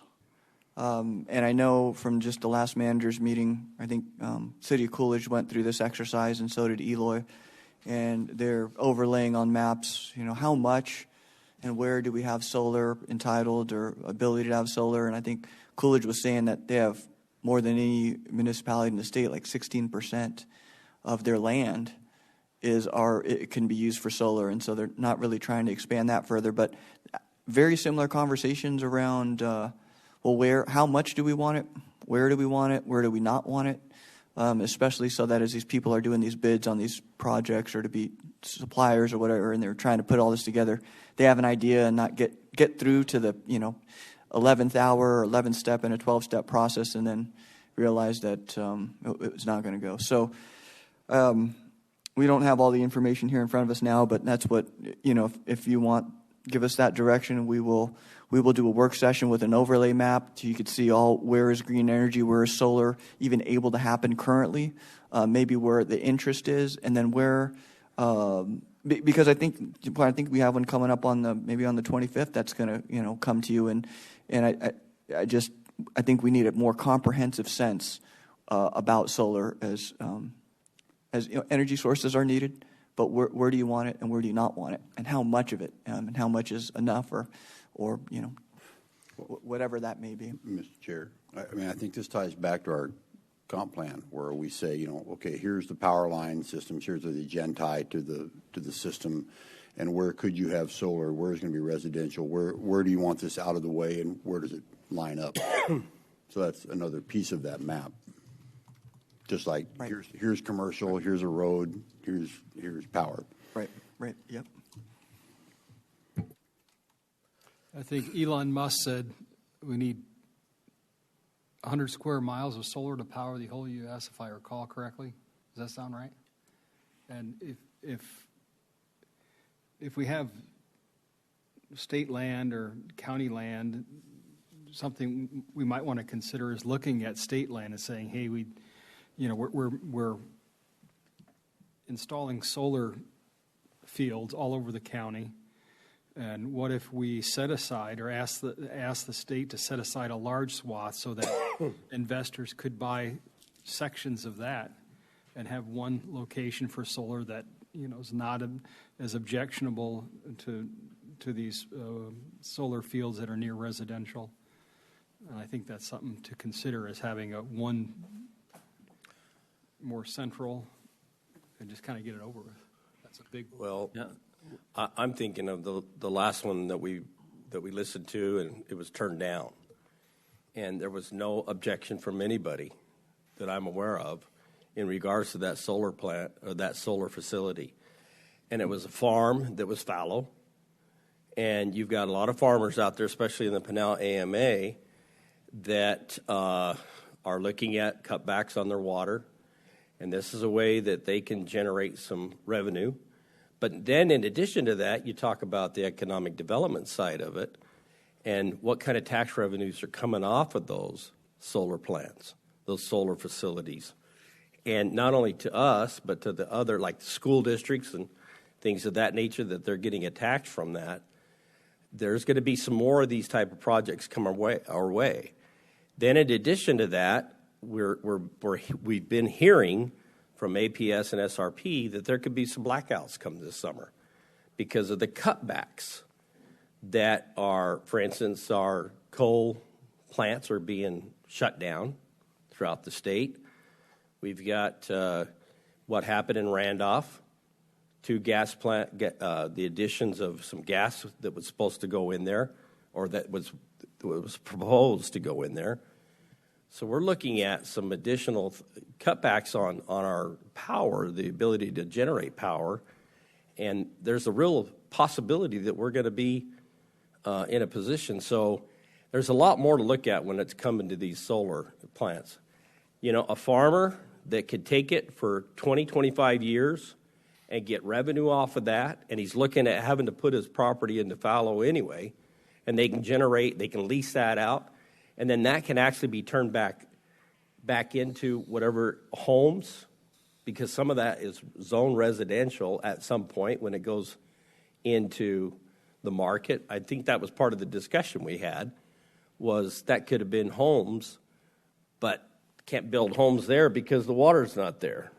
And so I guess that's some things, that's why I thought, one of the reasons why I wanted to have why Miller and I was thinking that we'd have some of these discussions was that so we kind of get a feel for where everybody's at so that our staff has some ideas.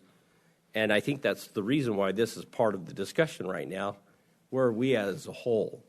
Now, there needs to be some strategic locations where those are at. I don't think just making it to where it's the state that does that, you know, we specifically put that on the state, because there are some farmers out there that are having to look at what are they going to do? How are they going to make some adjustments on what they've got? And so there needs to be some flexibility to a degree that it's not just state land, but even the private landowner himself has the ability to do that in this area. These solar plants, what, 20, 25 years is the max is what they get out of them. And then it goes, they either replace it or they do something else. Real quick, I want to kind of jump off something Supervisor Kavanaugh had mentioned about the state lands. Leo, do we know what the policy is from state land about they like to lease land because they don't have to sell it. It generates a revenue, and they've done it for ag for years, and they've even done it for grazing.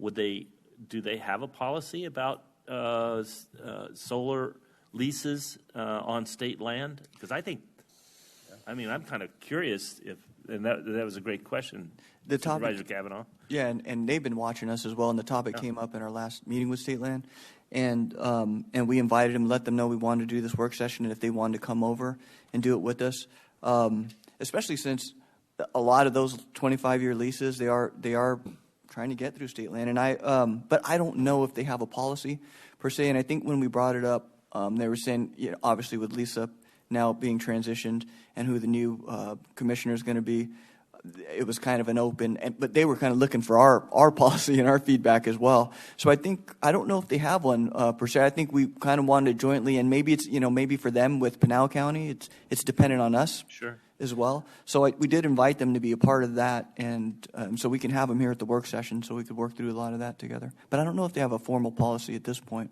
There's a stretch of highway from Boulder City to Las Vegas. There has to be over 1,000 acres of just solar panels out there. I mean, it looks like a lake.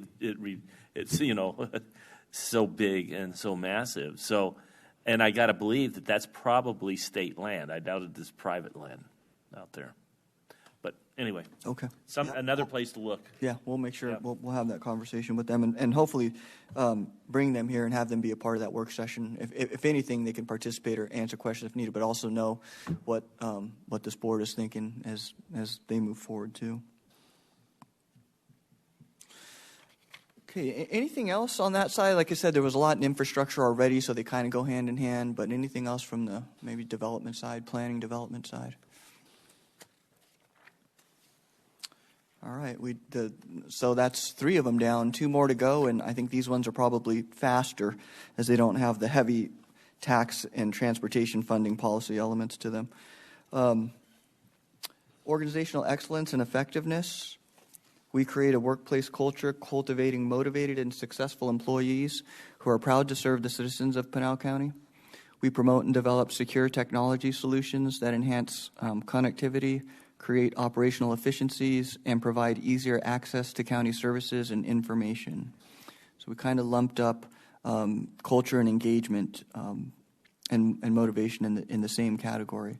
So just to give some background on culture, because some were here at the time and some weren't, some maybe remember, but we did embark on a facilitated culture development process with the employees. We started back in 17, and we started when that was, the new board that sat and the new electeds as well. And everybody throughout the county participated. It was really neat. Even the sheriff's office, county attorney's office, other elected offices were there and participated. We did a survey on culture in the beginning of that to see where we were at when we started, and then we have done some surveys throughout. 2020 was the most recent one we did. Obviously, with the pandemic, this was a very kind of team-engaged co-creation process.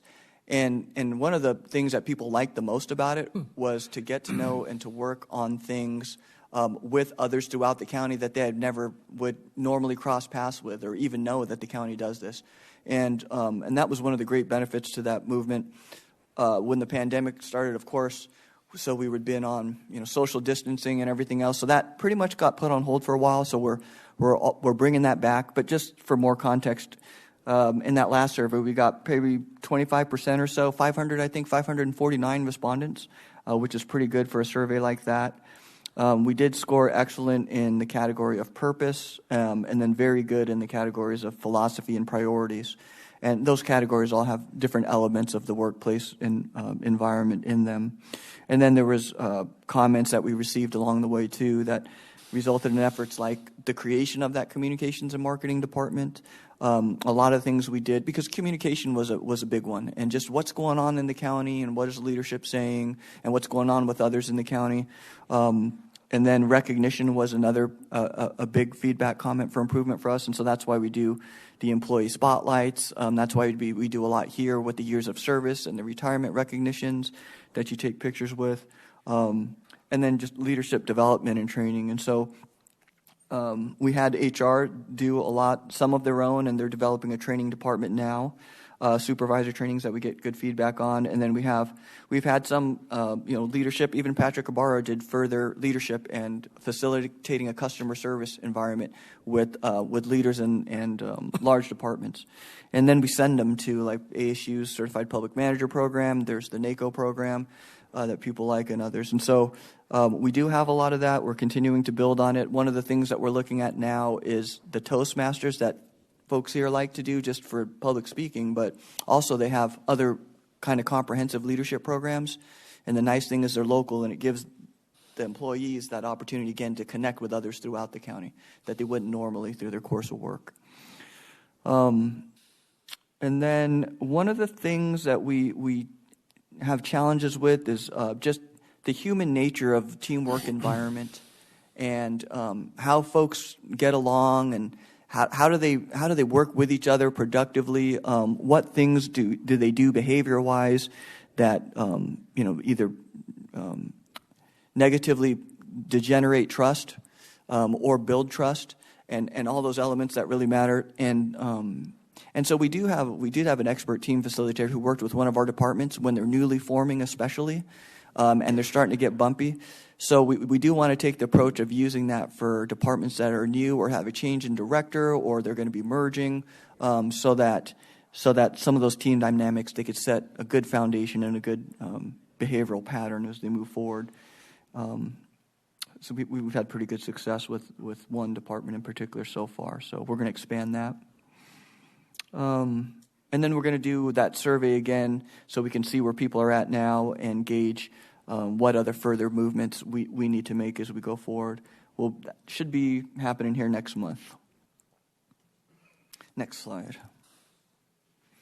And then so communication engagement is a part of that. We did update the website I know some bugs are still being worked out, but the intention is to improve ease of use and services from the community.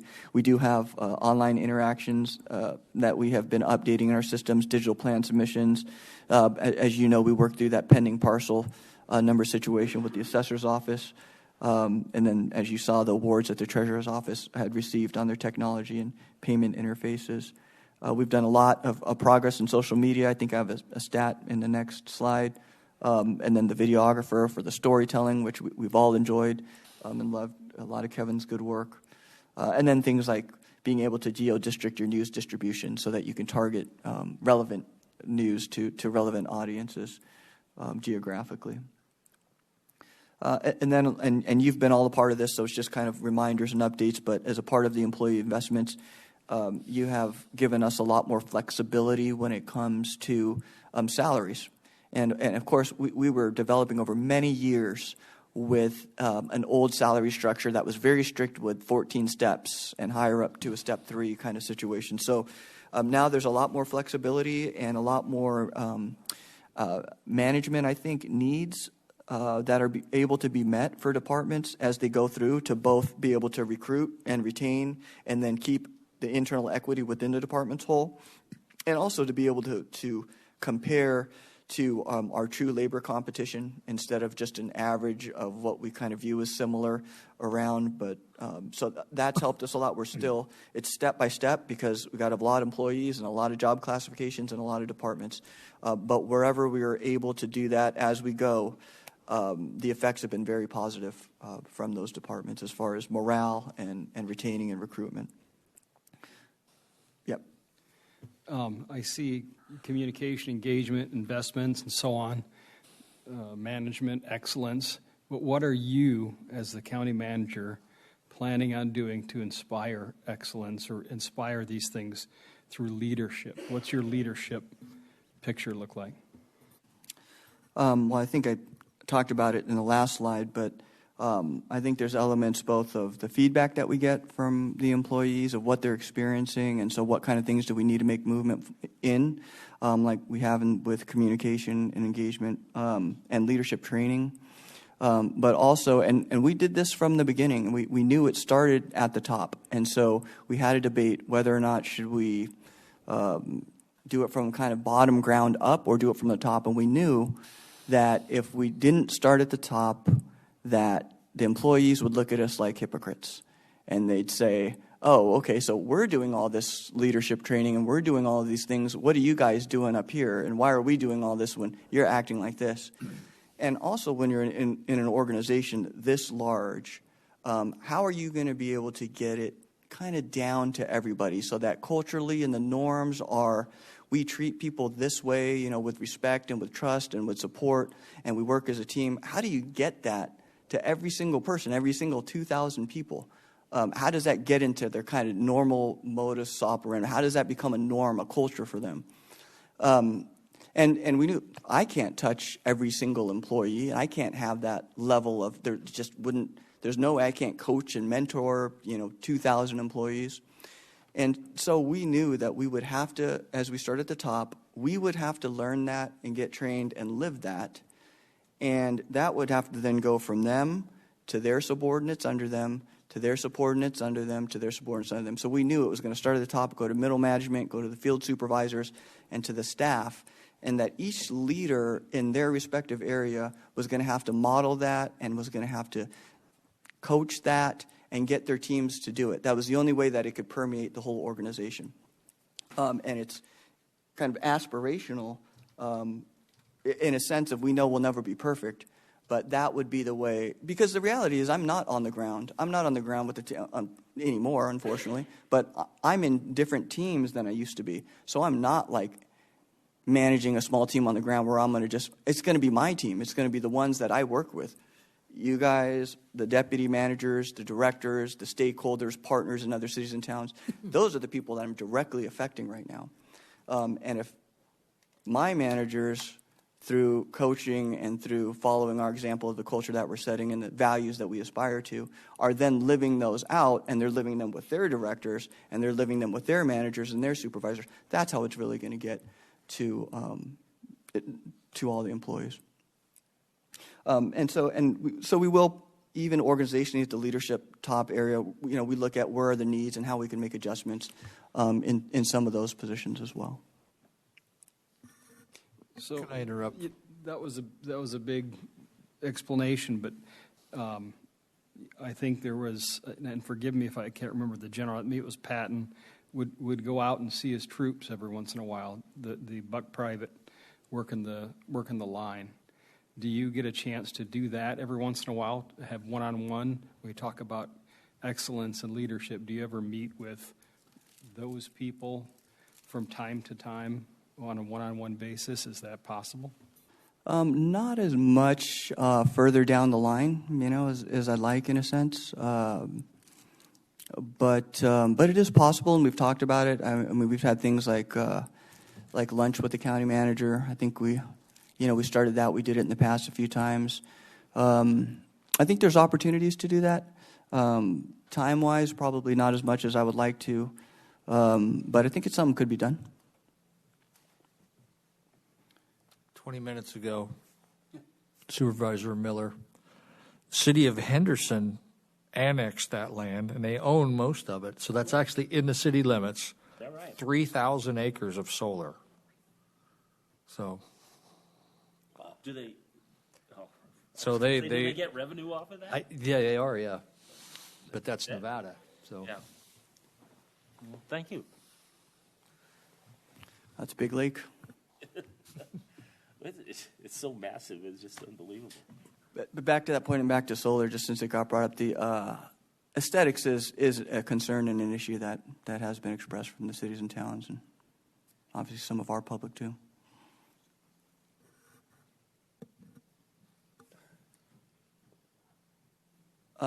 So back to employee investments, salaries, but also as we changed to that self-funded benefits trust, we were in the pool before, we changed to ours, and we've been trying to communicate just what the total compensation package is from a competitive standpoint, EREs, well, benefits, time that you get off, and all of those things. So we did make a concerted effort to do that, and I think that's helped some, and I think it opened up the eyes of even some of the employees.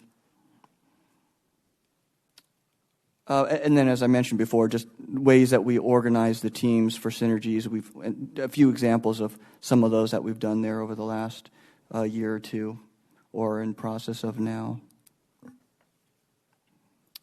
Next slide, please. Oh, these are just the stats for social media progress that was mentioned before, just engagement levels, just significance of followers and views and people connecting for news and engagement through social media. That's been over the last 3 years. So that was the last 2 years. Yeah, since we created and staffed that communications and marketing department. Yeah. That's a lot. Those are impressive numbers. Yeah, that is. Well done. Next slide. And so this is our fifth of our 5 priorities. Enhancing, well, I guess before we go on, any other comments on that section or guidance? So enhance economic vitality. And we did use vitality. Traditionally, the industry uses economic development. We did use vitality because we did want to show that we do look at this, for lack of a better word, somewhat holistically, that we're not just all industry for the sake of all industry, and that there are certain areas that we do like to target, and there are certain areas that we want to make progress in. So we aim to attract and develop a skilled and talented workforce. We collaborate with the state, cities, towns, regional organizations, and the private sector to strengthen our economy. We don't talk about this one much. I put it first, but tourism is something that we have our eye on, that we're doing a joint study with the Arizona Office of Tourism to maximize this in our county.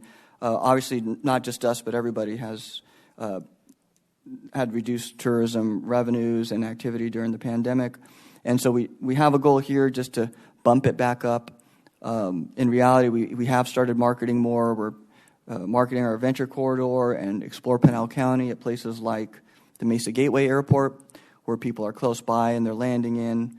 And we're doing things like, as Supervisor Surdy has been doing for the last year and a half, coordinating with all the public land managers, looking into potentially if the superstition should be could be. Would it be a good thing? Could we make it a national monument or not? We've been really increasing our sponsorship to local events. Some of them that, people from all over the state come by. The oldest rodeo here in Florence, the Junior Prado Rodeo that we just had. So we're really trying to make an effort to get people out here and get people having a good time in the county. So I don't know if there's any questions on that, or James probably has more info if you wanted more detail. No, to your point with Supervisor Surtee, I felt like that. I think our county as a whole is we haven't used the Superstition Mountains as effectively as City of Mesa or anybody else. They've used our mountain to help promote their cities, and using that for the longest time, I thought Superstition Mountain was in the City of Mesa, and so, and I grew up in East Mesa, so I remember when you were the the mayor there, and sitting in your chambers, and that picturesque view right there in the chambers, the council chambers, and looking out at the majestic Superstition Mountains was glorious. And so I think this right here, what you're doing here, is pretty good. But I'd like to go back for a second to Supervisor Kavanaugh's, what he was asking you in regards to that. And I'd like to ask Supervisor Kavanaugh, are you suggesting, have you heard some things to where he needs to get out there more to our employees, or is it just something that... There have been criticisms, and I'll not share them in this venue, but I think we have management and leadership, and those are two different things. So we have a management team, and we have to make sure that our management team is also leading. And Matt Hedrick at the sheriff's office comes to mind. I was just thinking about, if we're to develop leadership, maybe we have consultants, but what about people who are already doing it well within the county, and setting an example and teaching, good leadership skills. And you're saying Matt, because he does a pretty good job of that. Right. Yeah. I would agree with you. Yeah. And I think that was more of a suggestion to Leo, is to doing stuff like that. And I don't know what you're doing now, but I think this work session is one to kind of, as a strategic, to help us move forward in what we're trying to do.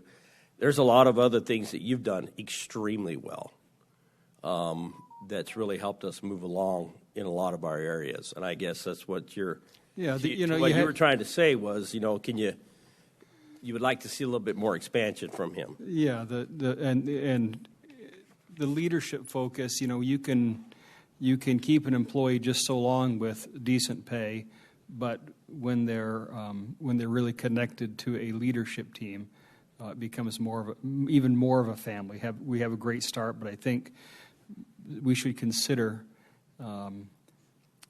sort of a leadership group, and so that those skills are transmitted to others. And I just don't like the idea of another consultant coming in and doing it. And I think we have enough skill set, and we have enough good people here that this is something we could do even organically and really promote the leadership within the county. Okay. Yeah, I was just trying to figure out where were you going with that. And sometimes in our discussions, it would be helpful is if we would actually get the message out. This is where we're going with this. This is why we're going with this. And so, and this is a work session to help us with our strategic plan. Right. And that's why I wanted to go back to that, because I want to make sure that we're very clear on our message to our staff moving forward. And sometimes we don't do that. We kind of talk in riddles.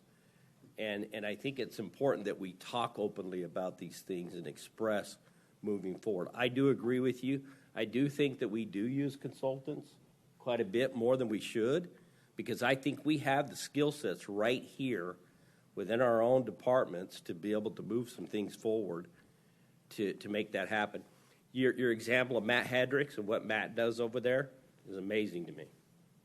So that's a good point. Yeah.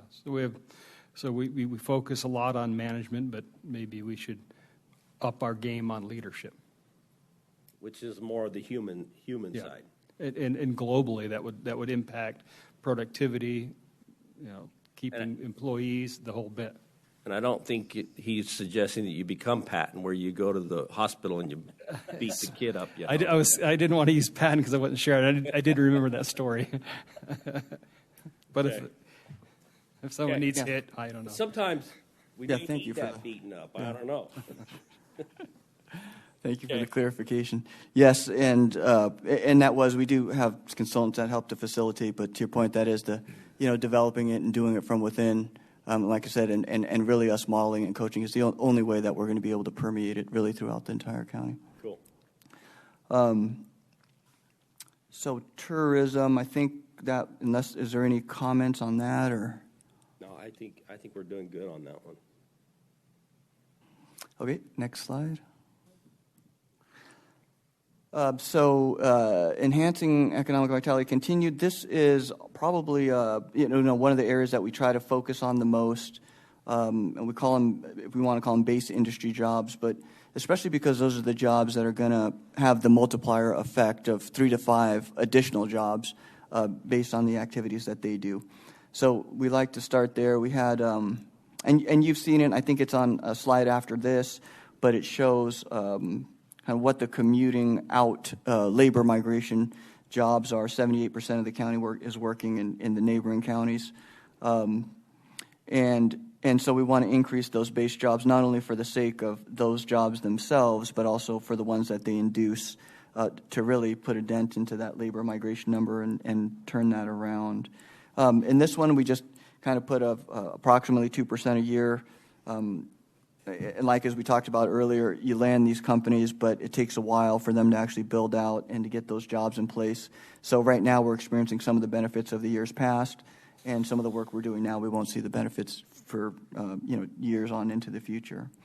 So these two kind of go together, increase the industry-based number of jobs, and then also which will then help with the migration as well on labor. And then at the end, I did put one of those examples of that. Now, granted, that may be somewhat of also residential and how many you got, but it was a long 10-year process, or more than 10-year process, actually, for them to finally land and do their grand opening. Could we see a demonstration of that trademark at the very end? Yeah, I hope we. I mean, we had to do it at the ribbon cutting, so I just like to see it. Just show the demonstration. Yeah. Can we see one of those? Bam, baby. There you go. Okay. Well, you saw it live, and you'll probably see a picture of it too. But yeah, it was a long time coming, and you and Supervisors McClure and Goodman were both there, and they were very complimentary of the county and of the permitting process and the flexibility. They've worked, obviously, this is Home Depot. They worked in probably every jurisdiction across the country, and they said we were very good to work with and very flexible to work with. This is the first Home Depot that they've built in 16 years, by the way. Yeah.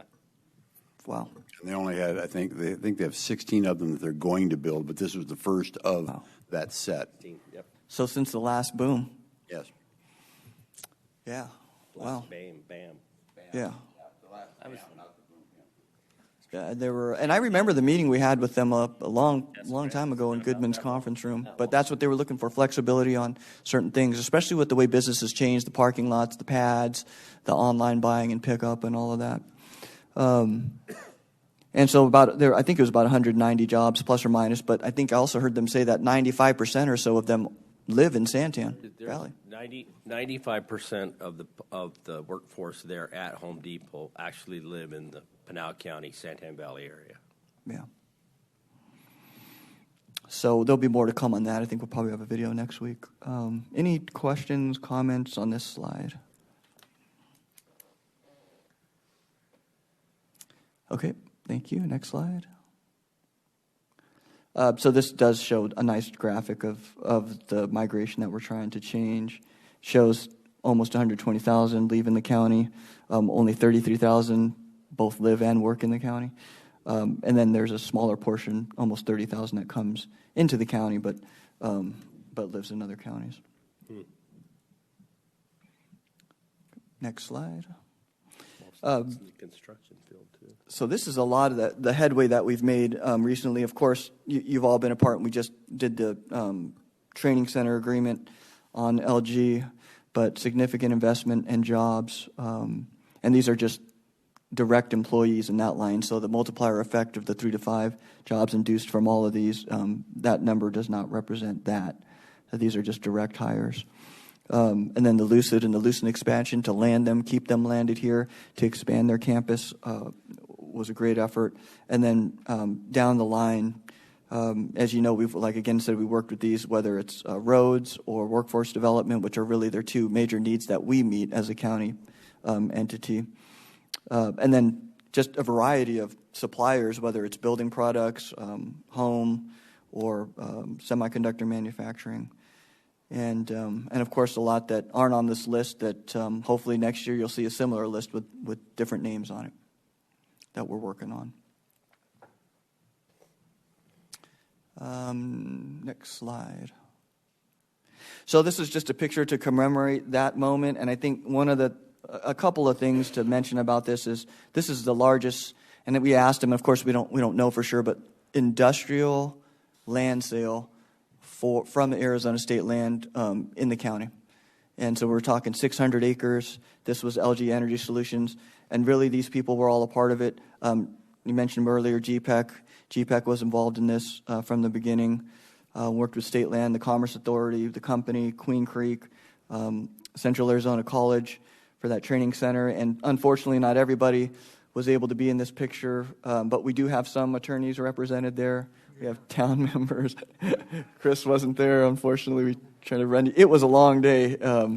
We recorded documents right before lunch, which took a few hours. So by the time we got out here, it was a long time. But all the representatives were there, and I think how much work it really does take to get to that point, and then to implement it after. It's incredible how much work it really takes. I don't know that people know the level of stress and hours that go into being able to get something like this across the finish line. And the next slide. That was just to commemorate the Lucid expansion. We went over to their headquarters for rating agencies meetings, and Chris did get to make it in that one, thankfully. And so we just had a picture to commemorate that. Of course, it takes a lot of teamwork. And on the title there, but there was economic impact analyses that were done, and so that was a 20-year impact. The slide before had like a $1.2 billion a year impact, which was basically once they're up and running. Didn't even include the economic impact of construction. And next slide. Oh, there we are. There's the second BAM you get. So that was at the production kickoff where Lucid allowed us to test drive their vehicles, go 0 to 60 in 2 seconds. And there's our supervisor, Mr. Leadfoot, full speed ahead. So I thought I'd end it with that. If there's any other questions or comments or guidance you'd like to give us, we'd appreciate it. Otherwise, that's our last slide. Anything else on economic development or the plan or priorities as a whole? All right. I think that's good. Thank you. We appreciate, again, your leadership and staff's hard work and leadership and all they've done to really make all of this good progress. Thanks for your presentation.